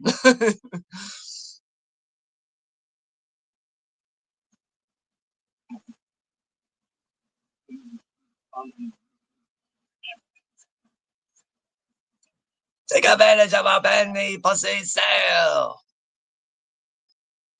Yeah, I don't know if Cheech was able to get this in one take, man. I mean, I wouldn't put it past them, but if they were able to get this in one take, that's fucking crazy. You can find pussy cheaper. Fuck it. We got apple pie pussy. Is that enough? No. You just suck the shit out of him, man.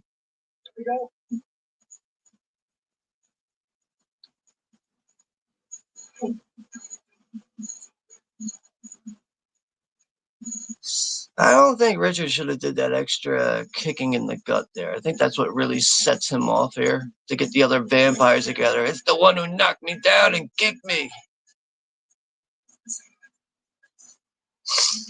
I mean, I don't know though. Selma Hayek in this movie, Hachi motherfucking Machi in this. Jesus Christ.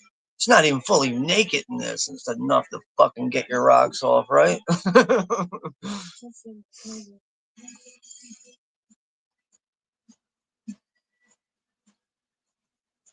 yeah. Thank you, Don. I appreciate that. But likes and views, all that stuff's great. Honestly, I'm just glad there's people here. That's my main concern. Because I tried doing this on Friday. I was like, damn, there's nobody here. Okay, shit happens. We'll just try this another night. So yeah, thankfully, people have showed up here, and huge thanks to Jen over at the Horror Queen there. If it wasn't for her to keep me motivated here, I probably wouldn't even go on live in the first place. Because yeah, somebody was supposed to join me, but no, no more excuses with that person. That person's eliminated. Tell me that I'm not good enough to this bar.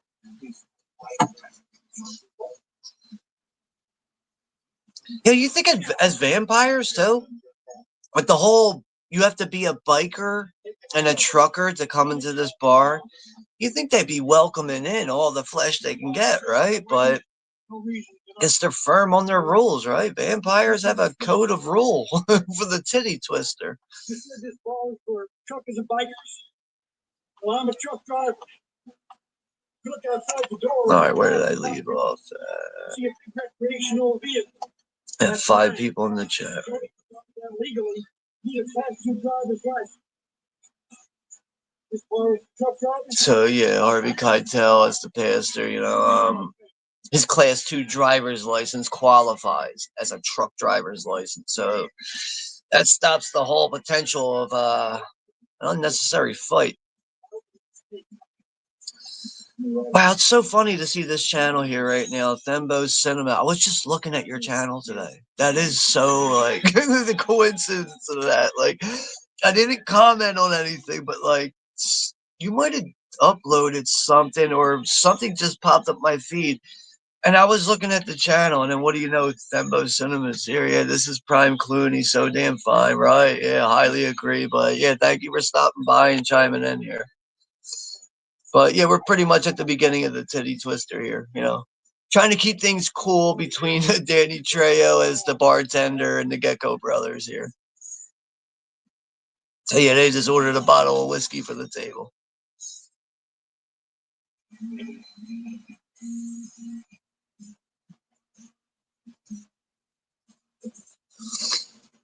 But I gotta say, as a physical media collector, once this movie gets released on 4K, this is probably gonna be a day one buy. Like I would love to have like a slipcover with this. Like I can't even find my fucking Blu-ray case for that Lionsgate release.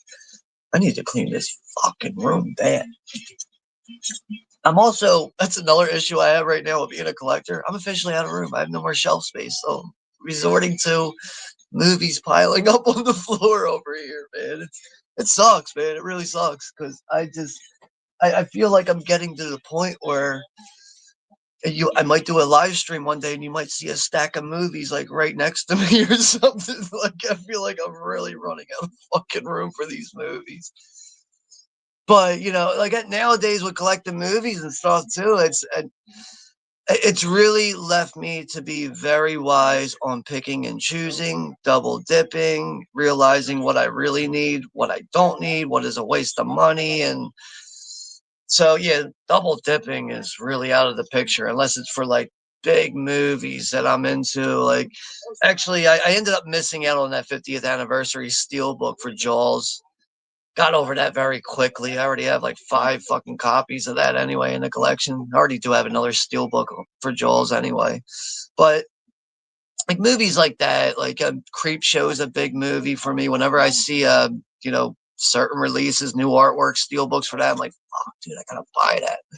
But it's the fact that I'm just so out of room with shelving movies and stuff.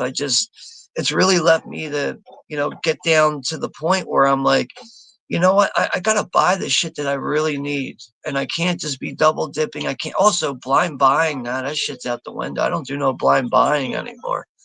No way, man. Between prices rising on physical media And the only thing is, with blind buying, that can take up shelf space. That's another thing, man. You do a blind buy on something, you end up not really enjoying the movie. It's just going to sit on a fucking shelf and collect dust. It's going to take up room. But yeah, just between all those factors, you put that in place, it just really made me change my ways of buying and collecting movies nowadays.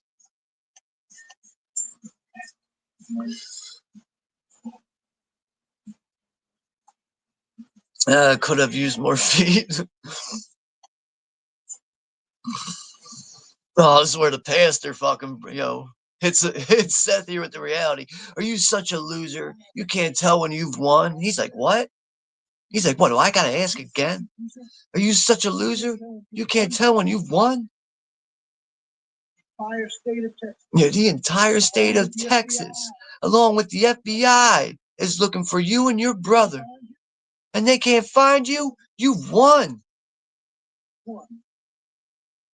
I mean, shit, he is right. He's right at the border, right? You're at the one bar where law enforcement is not welcomed either. There's really no way for the Gecko brothers to get caught at this point.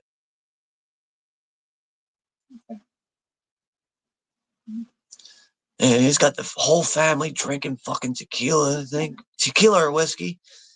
First timers too, with the daughter and the son that never even drank before. Oh, here comes Zelma. The epitome of evil.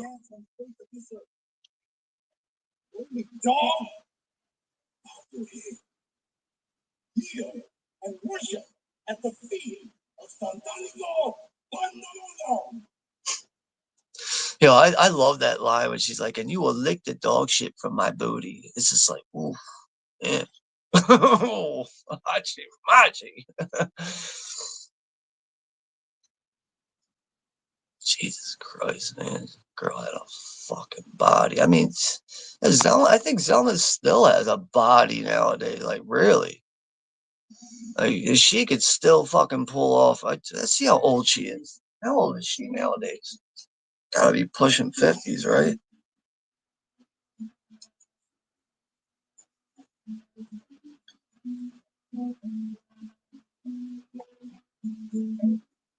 She's 58 years old. All right, age is catching up to her a bit, but she's still a beautiful woman. At 58 years old, yeah, she looks pretty good still. I'm trying to see if I can pull up a picture and just screenshot it here, since in order to have like real pictures and video footage on StreamYard, you got to pay for that shit nowadays. But apparently, this is her today. I will make sure the lighting is correct here.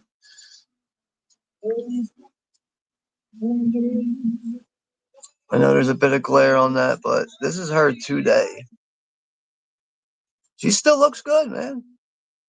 You can see some, wrinkles in the dimple parts in the cheeks, but 58 years old, Jesus Christ, man. She's pushing 60 in a couple of years, right? She looks good. Really looks amazing, if anything. 59 saying, yes, two younger sisters I know. Your pain, Sean. They tortured me with grease lightning. John Travolta, West Side Story. Oh my god. God, man.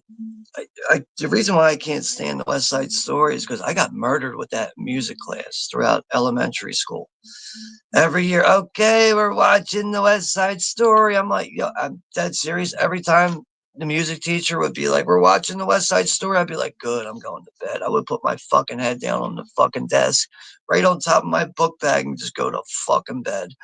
I just, like I learned about the West Side Story in like third grade. Like, why am I still hearing about this in sixth and seventh grade? Like, oh my God.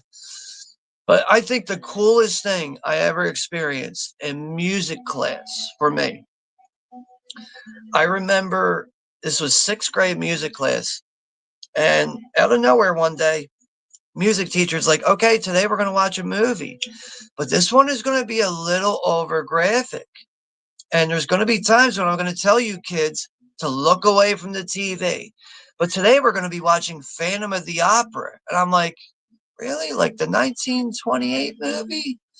And she's like, no, this is a more newer one that we're watching. So she let us watch the 1989 movie with Robert Englund, which is a very graphic movie. I had no knowledge of this movie at the time. So she had a VHS copy of that. She put it on the TV and she had no control over it because, like, she's like, oh, this is that. No, everyone look away. We're like, no, we're not looking away. Just let it go. We're just going to watch this shit, man. Like, but, you know, anyone who's not familiar with the, 1989 Phantom of the Opera movie with Robert Englund as Freddy Krueger, highly recommend that one, man. That is a really good one. I think Jill Schoelen, or I think I'm saying her name right, Jill Schoelen from the Father movie. I know she was in the Popcorn 1991, but yeah, highly recommend that one, man. Like, I'm not even the biggest fan of like the Phantom of the Opera. I'm really not, but that is a good interpretation, good take on that story. It really is.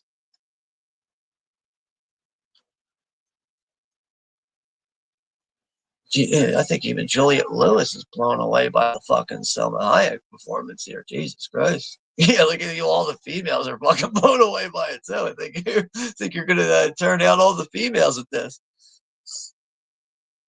Oh, looks like doorman Cheech Marin's pissed off of getting the shit kicked out of him. Hey Richie, 12 o'clock. This piece of shit right here, man. He broke my nose, and this one kicked me when I was down, man. Oh, he gets stabbed right in the bullet wound on his hand. Damn, yo, Seth's like, fuck you, motherfuckers. I'm gonna start shooting you, motherfuckers. Damn, he's shooting all these truck drivers. Well, this is where humans are gonna convert into vampirism, right?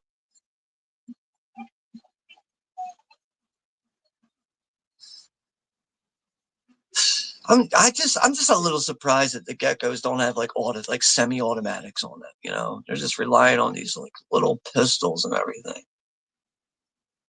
But they know, like everyone's smiling at these two, and they're like, "Oh, you think this shit's funny? Like, nah, you're surrounded by fucking vampires. You're fucked. You're tonight's feast."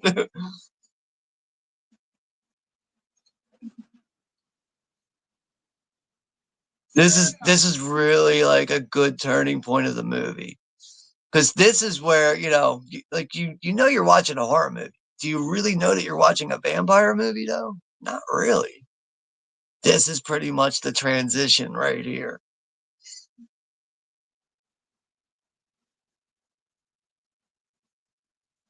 Selma's getting all turned on, man. She turns into that snake-like vampire, man. Fuck. She gets turned on from seeing the blood dripping and shit. Seth is out of bullets. His brother's getting bit, and no one is moving a muscle.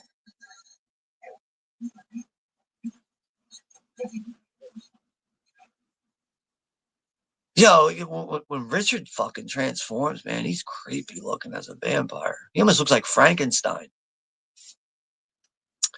All right, let's get back to the chat here. Yeah, 59 saying a reason why I love Pulp Fiction. Bruce Willis takes out Travolta with his own gun after taking a crap. Yeah, yeah, the irony there, right?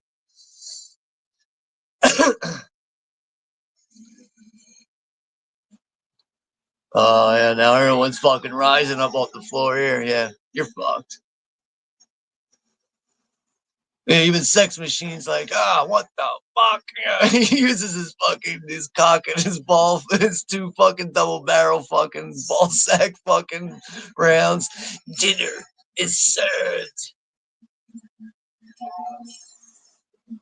All the truck drivers are getting lit up now. Fred Williamson, right? Classic B actor in this movie, the black guy.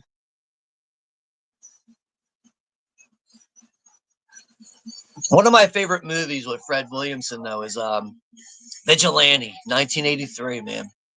He has a really good role in that movie as, one of the neighborhood guys who's trying to stay on top of keeping his neighborhood clean, but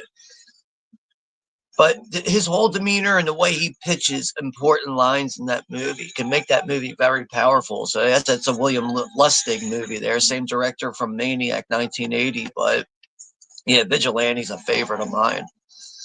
So whenever I see Fred Williamson, I always think of Vigilante. It really is one of my favorite movies from him, besides seeing him in movies like From Dusk Till Dawn. You know what they say about me, right? I stalk. Chief Moran's a good fucking line there. And then Juliet Lewis fucking, she takes her fucking cross over her neck, shoves it down his throat, and he melts away. Oh, God. Oh, his eyeballs shoot out. Oh, Jesus Christ. You know what they say about me, right? I suck. It's 59 was saying, well, Sean, yes, people trashing sealed tapes, yeah, is insane. Those are potentially grabbable and could sell for hundreds with the right names. Yeah, dude, dude. Sometimes I look at those trash cans and like I don't start digging through because it's a fucking trash can, but like I'll look at the top and I'll see like Indiana Jones and fucking like stuff I kind of already have, and I'm just like, I don't know. I could grab this stuff, but I'm not trying to get filth all over me either. So, but I see that shit a lot at flea markets. And the reason why I take attention to it is because I'm like, why is there like a crowd going over here right now? Why are there people gathered around a trash can? And there's like people nitpicking through the trash, big metal trash can. And it's like sealed VHS tapes. But like another thing I will find a lot at the flea markets is like sealed DVDs. I will find brand new sealed DVDs, $1. Like, damn, dude, like I found a lot of out of print titles, $1 sealed at these flea markets. Sometimes I'll get lucky with brand new Blu-rays, not all the time sealed, but sometimes I will. Actually, I found one 4K one time sealed for M. Night Shyamalan Split. They had the slip cover, 4K edition, still sealed. Guy wanted $4 for it. I was like, bet, dude, take that fucking $4. I'm buying that shit, dude. Still had the slipcover and everything. So you never know what you're going to come across and stumble over.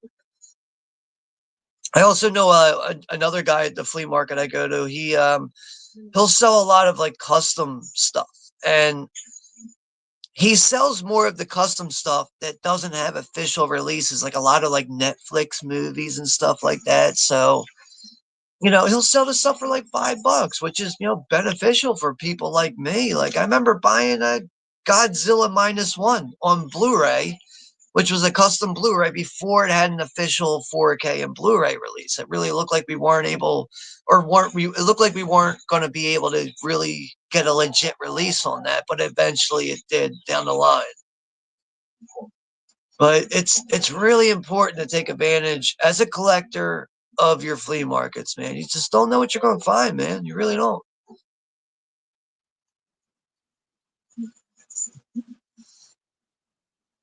Fred Williamson, anything you got to say to them, say to me first.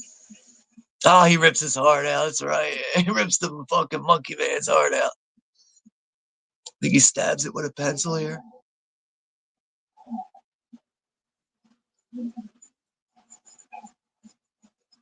Oh, they're all beating him down and shit. And he's like, wait a second.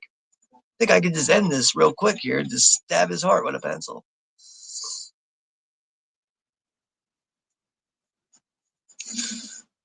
But yeah, Jensen, yeah, the first movie I saw with Juliet Lewis was Cape Fear. Honestly, it might be the same for me. I cannot pinpoint the first time I saw Juliet Lewis in a movie. Actually, no. I'm pretty sure it was Christmas Vacation. I think Christmas Vacation was the first time I ever seen her in a movie. Because that's another thing. Like, I don't really come from like a movie oriented family. Me and my brother kind of just got into that on our own. I kind of rode with it more. But like like I guess you could say like the essential movies in our household were like Jaws, Christmas Vacation, like pretty much all the important vacation movies. But like I don't know, my dad's more of like a sports oriented person. Doesn't really have the patience for movies. So it's like me and my brother grew up with the movies more, and it was really the horror movies that took such an effect on me, and that's why I tried to stick with it as much as I could. But it can be hard when like you're growing up with a mother who's like semi-religious, a father who's just all about sports, and it's like, well, I like movies. And as I got a bit older, my dad would let me like he would take me to like I wouldn't say like indoor flea markets, but things that were like indoor and like had that vibe. And there would be like comic book stores and all that stuff. You could just buy like horror movie memorabilia, stuff like that, posters, all that type of stuff, like going out throughout like late 80s into the 90s. And as I started to buy this, I'm like, all right, it seems like my dad's okay with me buying comic books, but if I buy anything that's Freddy Krueger or Jason related, no, no, no, no, that's not cool. That's the shit that's going to keep you up at night. But like thinking on that now with Juliette Lewis, I'm pretty sure the first time I seen her was in Christmas Vacation, and might have been Cape Fear after that, honestly. So after this whole gunfight here, this is where Seth realizes Richard is dead and gone. He gives his last rites to his brother here. Probably the only time he'll ever say I love you to each other. But then he wakes up and he's like, I love you too, Richie. Or something like that. Or I love you too, Seth.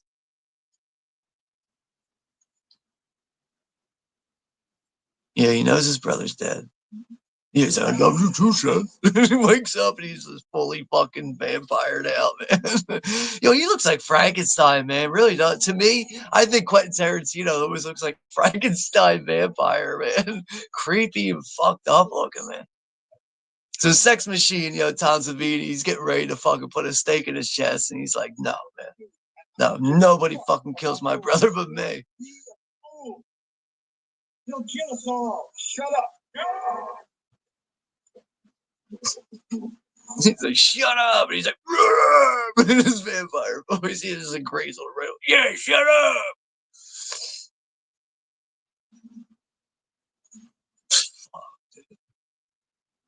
Yeah, so now Seth knows. Like, all right, his brother's among the dead. Hold him down.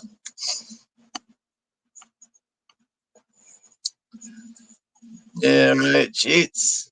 Cheats. Attention, pussy shoppers. That's right. Pay attention to our penny pussy sale. Yeah, 59 saying Juliette Lewis was amazing in Natural Born Killers. Yeah, truly insane, right? Yeah, from the get-go in that movie too, right in that diner, when she puts on that jukebox and she starts dancing, and that one guy starts trying to dance with her, and she just kicks the shit out of that guy right away. It's just like, this bitch is nuts, man.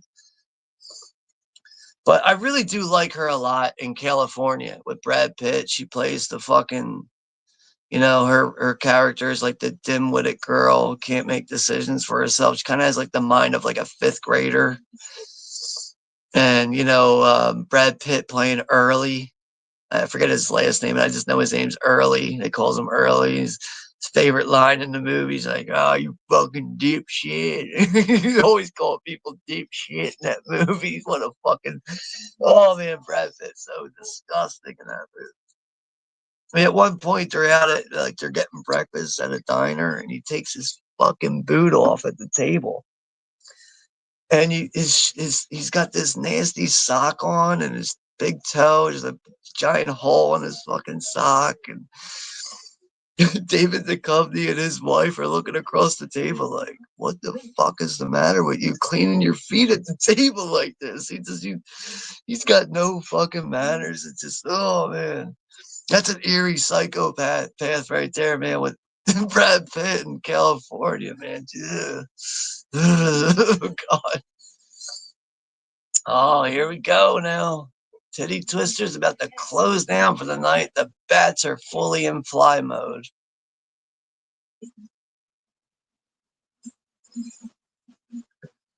Oh yeah, Jen saying Horror Queen. Movies say are such shit. I'm stuck in the 70s to the 90s. I really am too. I mean, I don't know. I'm I think all of us are really big fans of movies in general too. It's you got to be open to newer things, no matter how things might look, might turn you off in a way. You still got to be open to things because there is a lot of good movies that are still coming out. There is stuff that's going to be classic stuff down the line. There really is. It is hard to get into it though, especially when you're used to a certain style of filmmaking and what you're used to seeing though, Jen. It's yeah, you and I think are always going to see eye to eye on that. And I mean, my favorite decade for horror is really the 70s. I mean, I really enjoy the 80s too. It's not even a really easy choice to just land on the 70s and just disregard the 80s. But the 70s just had a certain a certain surrealism to like just the movies that were being put out. Just feel like also being a director and a filmmaker, you just had a lot more freedom back then. Not a lot of regulations and restrictions were put into place back then. I mean, by the time like what 1980 came around, you had fucking killer Santa Claus movies like Christmas Evil, and then 1984 Silent Night, Deadly Night. That's when the parents wanted to start getting really like, oh, you're gonna turn my kid into a psychopath and all this shit, and just it's another thing with the parents with Silent Night, Deadly Night. Like, you can fuck with any holiday, but you don't fuck with Christmas. Meh, meh, meh. Just like, fuck you. Jesus Christ, just a fucking movie for entertainment value. I don't know, man. People take serious, like, I mean, I'm sorry. People take Christmas fucking seriously. Like, Jesus Christ. I love that, man. Every time there's a stake that goes in the heart of someone, it's all this green, gooey shit to shoot out over the walls and the ceiling. 59 saying, I found a VHS of Goldie 3, the Magic Golden Bear, 1994. It has Cheech Marin and NT as Native American. Yeah, I think Stephanie S was like telling me something about that.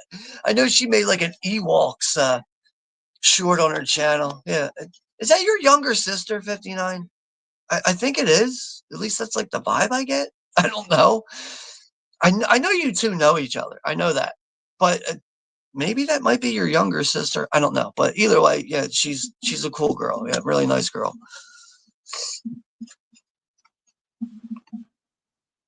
Oh yeah, I love that too. They stuffed the random like holes in the walls with like all these like limbs and everything. You see like the bats are trying to get in. You see the limbs are like slowly moving around and stuff. They're like jittering around and everything. Someone's gonna fuck this up here, right? Someone's gonna knock that door open, and all the fucking bats are gonna come in.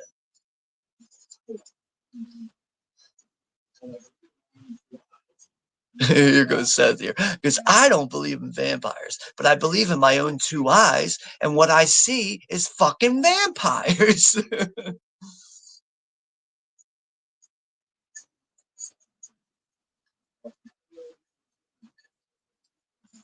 All right, now, all right, now that we all agree that we're dealing with vampires, what do we know about vampires?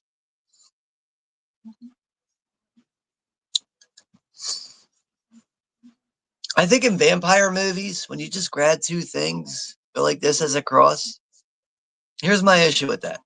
This randomly is not blessed, right? How can this have effect? Any two things, any two sticks. Okay, you can make a cross out of that. Is it blessed? No, it's not. Then how can that have an effect on a vampire? And then we got the conversation going. People bitching about silver, and Juliet Lewis is like, "Well, does anyone have any silver?" Okay, thank you. Let's move on. Like, but yeah, I just feel like if you're putting two things together, that's fine, but it's got to be blessed, right? To take some kind of effect to kill a vampire. There goes Stephanie. Right there she is. Yeah, Stephanie. Yes. Hey, how's it going there, Stephanie? But yeah, I don't know the relation between Stephanie and 59. I just know that there's something there, whether it's between being family members or just friends. There's something connected there, that's for sure. Yeah, it's the stream turned out well, Jen. Yeah, it worked out here, so. And I mean, whatever I have scheduled on the channel, I'm always just gonna, do what I say, that's for sure. If things don't turn out, we just shut it down, do it another day. That's it. But yeah, I'm glad things turned out well. I'm glad you're still here too. But yeah, Jen, I know it's getting Jen. If you gotta bail out here anytime soon, that's perfectly fine. But if I don't say goodnight to you or anything, I know I'm a little behind in the chat. I'll just I'll stay in contact with you tomorrow and everything. We'll get all that figured out. Oh yeah, there it is. You have to get going. All right, yeah. So yeah, thanks for hanging out here, Jen, and glad we got your channel pushed out there a little bit more. But yeah, I will. I'll stay in touch with you if you're still here, Jen, and we'll get everything figured out.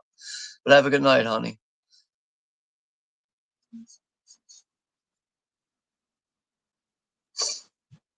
And yeah, 59 saying, you remind me, Steph. Want to make a short linking Disney's The Black Hole and Event Horizon. Ooh, essentially the same plot. Yo, I was going to say, right? Yo, that's I want to see that now, man. I always enjoy your shorts, 59, no matter what. But yeah, dude. Shit, I don't think I ever would have put those together like that, but it's interesting. And yeah, Cody over at Where'd You Get That? Same with my collection. I'm literally sitting here sorting through comics to get rid of. I have too many. Yeah, I got a real issue over it. All right, you guys want to take a brief look at my issue over here? Here we go, real quick. Here, let's see if this is the floor right now. This is literally mountains of movies just sitting here right now. I know that is kind of hard to see, but like all this is supposed to be on shelves and it's just not. And it's just sitting right next to me on the floor right now. And it's like, oh my God, like this, like a couple years ago, I would have been like, no way, this will never happen to me. But it's getting out of control, man. It just is. And I love movies. There's still a lot of things I want to keep up and have in my collection, but like, fuck, dude, my room. So I don't have a very big room. I really don't. I mean, like I have a double. What do you call this? A double queen bed. Whatever you fucking call it. It's enough for two people. The size of my bed. It really does take up a lot of room in my fucking room, and I don't even have a lot of walking space on the outside of the bed. So I have a giant bookshelf over here. My TV's right in front of me, right here.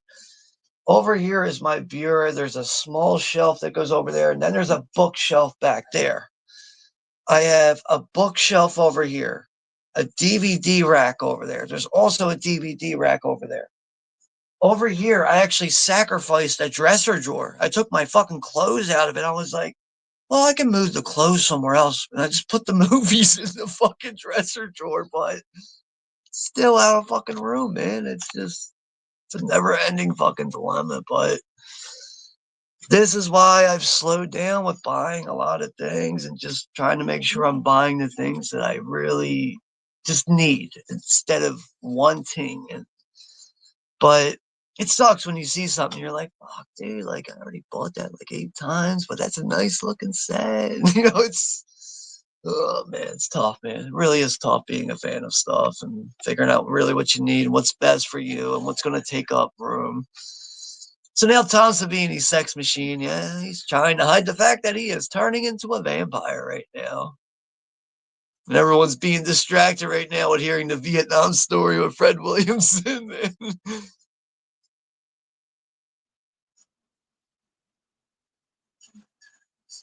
That guy I killed an entire VC squad. Nothing but yellow chunks all over the place.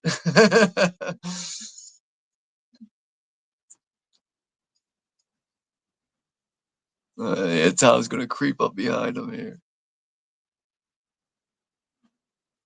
And he bites the shit out.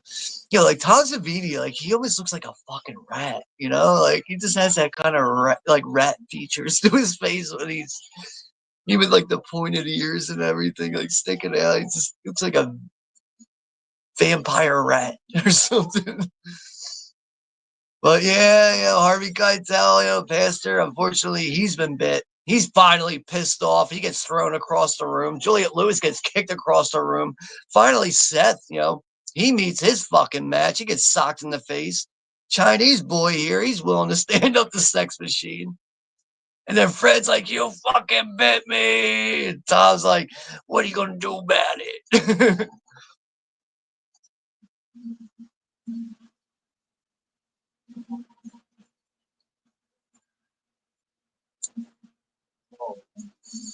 Oh yeah, they threw Sex Machine right at the door, and all those bats are coming in there. Oh my god! If I was one of them, I saw those bats, I would probably give up. I'd probably be like, fuck it, dude, just convert me, just bite me already. I'm not dealing with this shit. Man. But yeah, thank you all very much for subscribing to Jen's channel over at the Horror Queen. Highly appreciate it. Let's see where she's at, because I know we had her at 97. We had her at 97, so let's see where we got her at. Your dad's dead, Kate. Your dad's dead, Kate. Wait, we gotta go back for my father. No, he's fucking dead. All right, so yeah, she's at 97. She could be at 100 real soon. What, 3 away? She'll be at 100 real soon, so it's good to see. But yeah, Thembo Cinema is saying a great stream. I'll definitely check out more in the future. Yeah, it's cool, man. It's whatever floats your boat. I try to go live like at least like once a week. I know I got other things scheduled in the future, but whatever, it's no pressure. It's whatever floats your boat. Whatever you. I know there's just going to be some times where I might schedule something that's not up everyone's alley and stuff, but that's another thing. Like just to reflect on that real quick, I really do try to schedule stuff. I know I will schedule a lot of like more like anniversary oriented stuff. And a lot of that has to do with just basing that on like I rely on a lot of anniversaries to go through my collection to figure out what I'm going to watch sometimes. Because I'm one of those people that'll just stare at my collection like, what am I watching tonight? And next, 3 hours goes by. I'm like, I still haven't picked out what I want to watch tonight. Like, so that's why I rely on watching stuff on their anniversary dates. It just makes it a lot easier for me to figure out what I'm going to watch. And at the same time, like, I just feel like I can appreciate some of these movies 20, 25, 30 some years and 40 years later. But I've tried, scheduling a lot more like lower budget stuff. And it just seems like it doesn't really hit for some people, which is understandable. Not everyone knows of like lower budget stuff. And, I understand that. But that's pretty much why I will stick with like, oh my god, I gotta like blow my nose. Oh, there's like snot hanging out of my nose right now for some reason. I gotta like get up and blow my nose here. But yeah, I try to just rely on like more of the classic, well-known stuff. It just seems to just have a better outcome, really, and it's just better for everyone all around. But I see we got Shamarlos is here. What's up there, Scott? Thanks for stopping by, man. Unfortunately, I got to go see a man about a mule too. It's another thing. I've been drinking a little bit of rum here, so I got to use the bathroom. Give me give me like 30 seconds to a minute. I'll be right back. So just bear with me, guys. I'll be right back. I got to go to the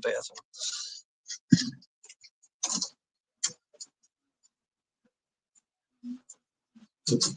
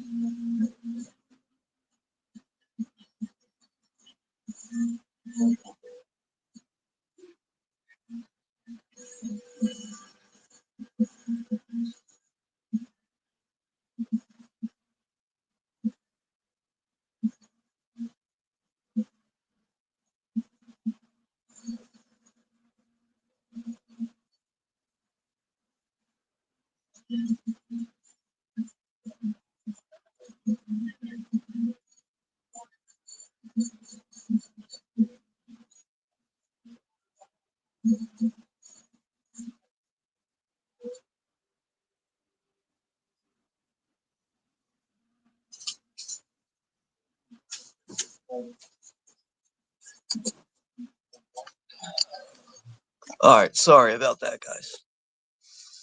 Oh, that's right. We got the water pistols now with the holy water. That's right. I forgot about this. So yeah, they're in the back storage room now, right? Yeah, they're going through all the truck drivers' storage stuff that's been supposed to have been delivered over the years that all these vampires have been feeding on, and sure the vampires are probably selling all this shit. So yeah, Juliet Lewis with a crossbow, kind of hot in a way, right? Super Soakers, man. Remember that shit, man? Super Soakers were the shit when they came out. And if you knew somebody with like one of those Super Soakers with like the backpack thing, like, oh man, if you knew somebody with that, like, yeah, dude, yo, go knock on his door, yo. He's got one of those Super Soaker like 150s or whatever they were called, man. Like, yeah, like Super Soakers had all those crazy numbers attached to them, but like, God, man, I don't remember all the numbers. But man, Super Soaker water pistols, man, those things were fucking fun when they first came out, man. So yeah, Scott's eating sandwiches. Yeah, it's good to see. Yeah, he's doing good. Yeah, it's good to see Scott. Thanks, man. Always appreciate you stopping by and hanging out. I'm sorry, hanging out here with us here for a little bit. Damn, that's got to be a tough situation, right? Your father has been bit by a vampire, and he's making you make this decision of, when I turn into a vampire, when I turn into a creature of the unnight or a creature of the undead, you have to promise that you are going to end my life and all this shit, man. Of course they agree to it, but they can't stick up to, they can't stand behind their word on that. It's tough, man. But I don't know. I feel like if these situations really unraveled in real life, I'd be able to tell, like, yeah, that's not my fucking family member anymore. Like, you gotta go.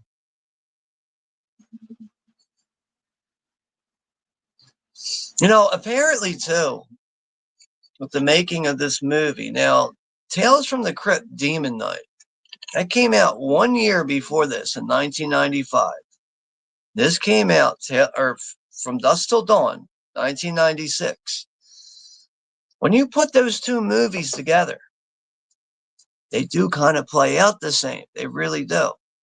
It's not blatantly obvious. It kind of does play out the same, but apparently there was some kind of bickering quarrel going on between how the scripts were very similar. But it seems like everything got all ironed out and figured out. Tales from the Crypt Demon Knight still got released 1 year before this. Obviously, Robert Rodriguez still got his movie released here with From Dusk Till Dawn. But apparently there was some kind of issue going on with the fact that those movies were very similar. Now, another movie before I completely forget, before we get through this fucking stream, a movie that is actually another one. It's going to be 20 years old, I think, next month, is the 2005 movie Feast. I feel like that movie is, no, not, I wouldn't really say rips off this movie in any way, but it kind of plays out like this movie, You get a bunch of fucking bandits stuck in a bar, and once they barricade themselves in, they're being hunted by all these creatures and everything. They're not vampires, but they are in some kind of ways just, bloodthirsty creatures. They're not vampires, but I don't know if you guys have ever seen the 2005 movie Feast. I would highly recommend checking that out. I know Henry Rollins is in that. Very fun character in that movie. Jason Mewes. Jason Mewes is in it. Jay and Silent Bob. He plays him fucking self in the movie. He's literally playing Jason Mewes in the movie. He gets his face ripped off at one point. But all right, I don't want to spoil too much or anything. But yeah, really interesting cast of characters in that. You even got Clue Gallagher from Return of the Living Dead, Nightmare on Elm Street 2. He's playing the bartender in that. I forget the one guy's name who runs the bar in it. I think he's actually From Dusk Till Dawn Part 2, an awful sequel. But yeah, Feast 2005. And I know they did make sequels with those movies. My personal opinion, again, just doesn't hold a candle to what the original movie has to offer. But But yeah, I would highly recommend checking out Feast 2005. It's a fun fucking movie. I think even Wes Craven, I know an executive producer, it's just kind of like a credit, doesn't really have much to do with the movie. Who knows why, but I know Wes Craven's name is attached to the movie as an executive producer. Oh, there goes Fred Williamson with that fucking vampire neck. Jesus Christ, man, he is vicious.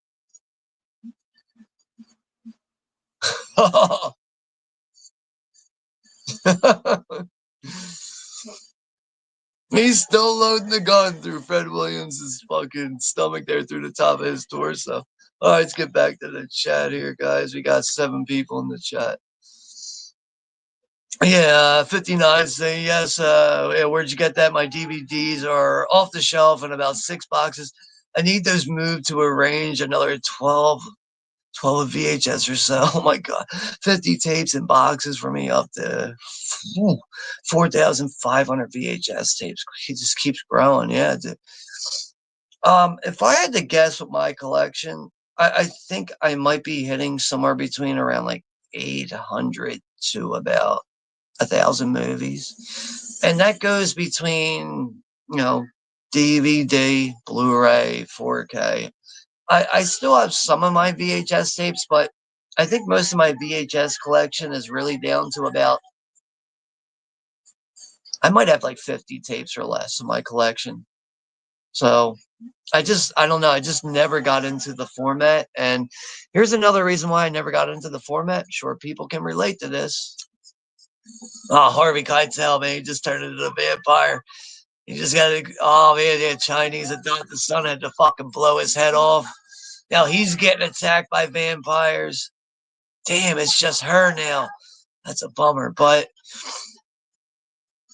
I've had VHS tapes when I wasn't even like the biggest collector get eaten up in the machine, and that shit just does not make me feel good. When you get a tape eaten up in the machine, it has nothing to do with the video quality. It really, like, I'm okay with VHS video quality. I really am. But when a tape gets sucked up in a machine and you're paying decent money for it, it's like, it's really discouraging. And I just never got into the habit of wanting to dish out good money for tapes. And next, you know what, they're getting sucked up in the machine. Like, nah, putting that shit to bed. Fuck that. But, speaking of, here's like one of my more favorite tapes that I actually have over here.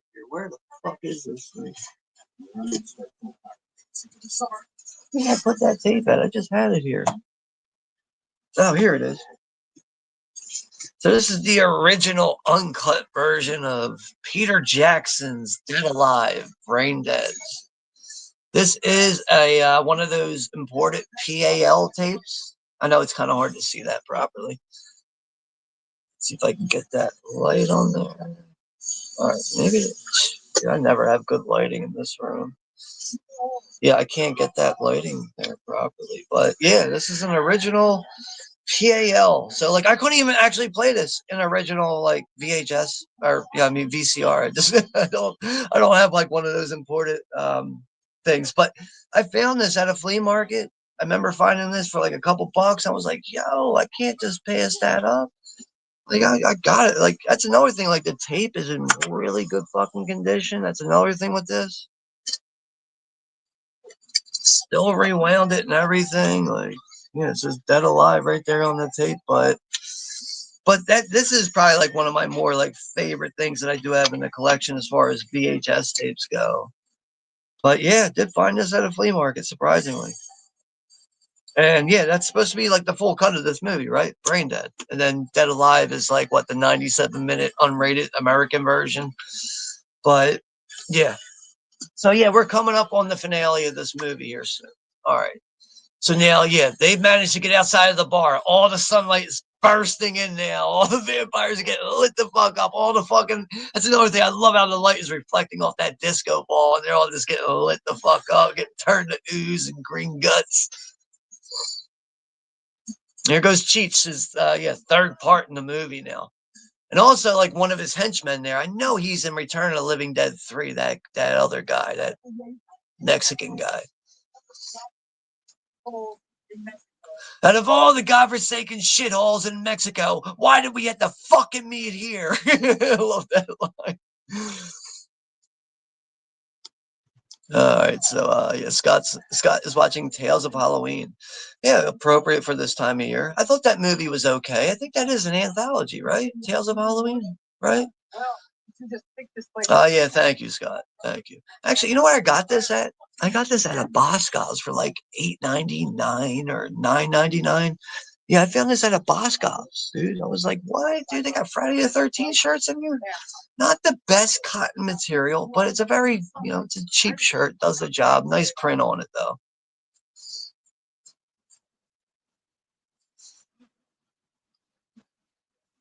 Yeah, you can't make it up to him. His fucking brother's dead. Her whole fucking family's dead. I love how he tries to fucking still cut him out on this bargain, too. Yeah, get rid of that 30% with his stay in El Rey. Cut that shit the fuck out. He says 10%. I'd be like, yo, fight me, motherfucker. My brother is dead.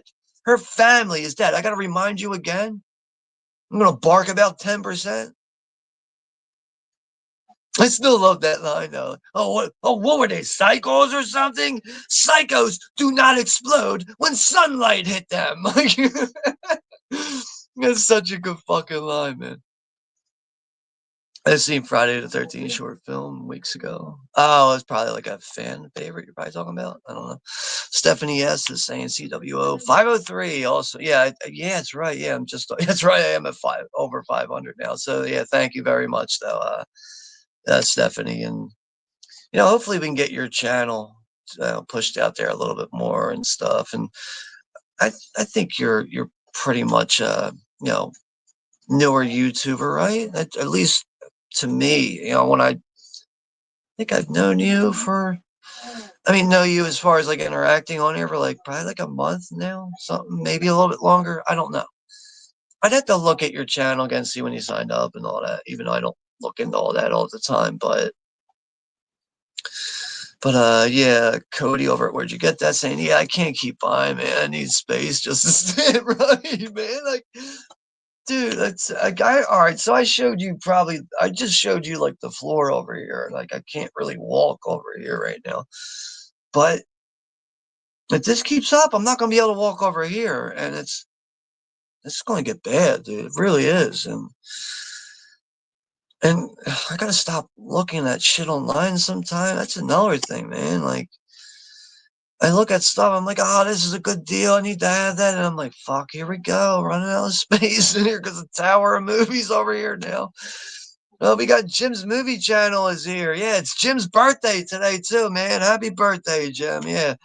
Thanks for finding time here. Yeah, white pussy, black pussy, yellow pussy, green pussy, horse pussy, yeah, chicken pussy, smelly pussy. I'm sorry to hit the off on that, but yeah, it's Jim's birthday today. Everybody wish Jim a happy birthday, man. It's really good to see. And yeah, thank you for finding time here at the end, Jim, and sneaking in here and getting a comment. And hopefully you had a good day and you enjoyed your birthday. And I know it's been hard for you to get over here lately, Jim, but you know what, man? You got nothing to prove. If you're still here, you got nothing to prove, man. You've supported the channel as much as you can throughout all this time of getting to know you, and that's why, like, I didn't make anything about that. Like, wasn't like, well, where's Jim been? Blah blah blah. I didn't say a word because no, you're here a lot, dude. You really are. Yeah, it's your birthday today and everything, but yeah, we're coming up on the end of this movie now. We're finally getting to see the back of the titty twister. Now, I gotta say, first time I saw this movie and I saw the back there with all the fucking trucks and all the dead bodies and the fucking temple-like staircase going up, I was like, whoa, I did not expect to see this. Obviously, when they're in the back storage room, you could tell that the vampires have been stocking up on stuff. But, you could tell that with the size of the back of that temple, there's a little bit more than just the titty twister that's involved with this. But, wow. Yeah, but I think, as everybody as horror fans with this movie, you guys can really agree with me. This is really a time capsule movie, just a timeless movie for what it is. Never going to get old. Are they going to remake this movie? Sure, they're gonna fuck it up somehow and do that. Sure, that's gonna be coming. Obviously, they couldn't do shit with, from Dust Till Dawn Part 2 and 3, unfortunately. But that's what happens when, you try to cash in on a movie that did well, but you try to cash in on it on a cheap budget. You get what you pay for, man. That's it. But yeah, 59 saying, yes, I have separated out the sealed tapes at least, but my main shelves cannot take on the 50 tapes or so a month. Yeah, right. I add, that he adds a month. I can store plenty, but having problems with proper displaying. Right, dude. That's another reason why I don't really buy like the NECA figures and stuff anymore. I'm just out of space with everything. Like, you see my wall? Well, actually, my back wall. I need to redo this again because I have a lot of new posters. I want to take all this sports stuff down and put movie posters up. A lot of my movie posters are over here. I need to take these down and flip them around because a lot of these are double-sided posters over here. I need to redo all this shit back here. And I'm sure you guys, as viewers, are getting tired of seeing all this same old shit behind me. So, but so that's from Dusk Till Dawn, everyone. We're gonna go ahead and we'll close this one down here soon. Don's still here talking about Black Pussy, yellow pussy. But yeah. So you got 6 people left in the chat. I can't think of the next stream right now. All right, we're at 11:30, and all right. I just want to see what did I have scheduled next. All right, I really do need to rework this September schedule because as of right now, the only thing I have scheduled is the 35th anniversary for Goodfellas. I am trying to get a little bit outside of the horror movies a bit, trying to acknowledge some other things. But I do know that we have the 30th anniversary coming up for 7. That is coming up. I don't have that scheduled yet.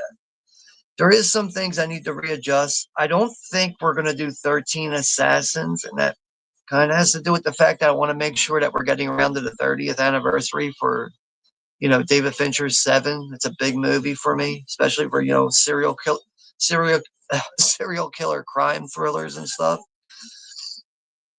But yeah, I really do need to take the time out and rework this schedule for September and try to get all this stuff put in place properly. But we definitely have things lined up. Some anniversaries coming in in October. Silver Bullet's going to be 40 years old. Lamberto Bava's Demons is going to be 40 years old.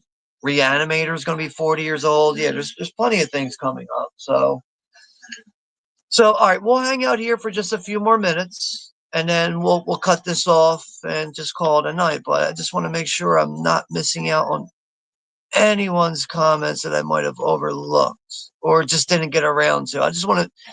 That's one thing. Like sometimes I don't always get to read out all the comments, but I just want to make sure if you showed up, I at least acknowledged you. So yeah, here goes Tom from the Undead of Night. Yeah, we got Thomas here from the Undead of Night, and Tom saying, "Hey, Sean in chat, I thought 2 things cross to kill vampires worked, but if you had faith, Straker says a line in Salem's Lot, without faith, the cross is only wood." Right, I'm glad you mentioned that, dude. That's very important, dude. I highly agree with that, man. Salem's Lot, yeah, it's another big vampire movie for me.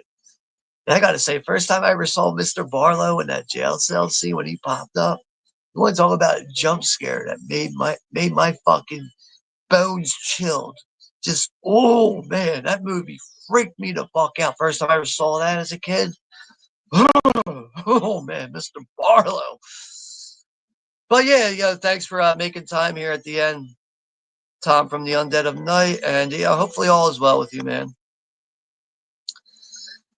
But yeah, I'm just trying to go through the. Yeah, I'm not getting to all the comments. I'm sorry. All right, we got Aiden Vavra. All right, that's what I think I've seen that name here before. I like the Inferno, the Dario Argento's icon there for Inferno. It's really nice to see. But hey, yeah, they're saying hello, everybody. But yeah, hello, welcome to the channel and everything. We're at the end of the movie here, but yeah, we're gonna go ahead and end this one here in a few seconds. But yeah, Aiden's also saying, yeah, one of the best films ever, and even the sequels are kind of great as well. I'm not the biggest fan. I mean, if we're talking about the sequels to From Dusk Till Dawn, I'm not the biggest fan of those. So we kind of touched upon that, touched upon all that like earlier on the stream. But hey, man, if those are something that you feel are watchable, they float your boat. That's cool, man. There's nothing wrong with that.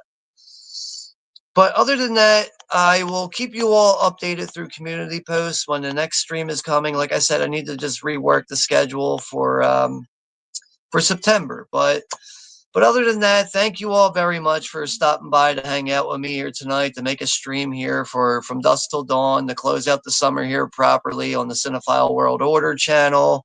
So thank you all very much. Happy birthday to you again, Jim, over at Jim's Movie Channel.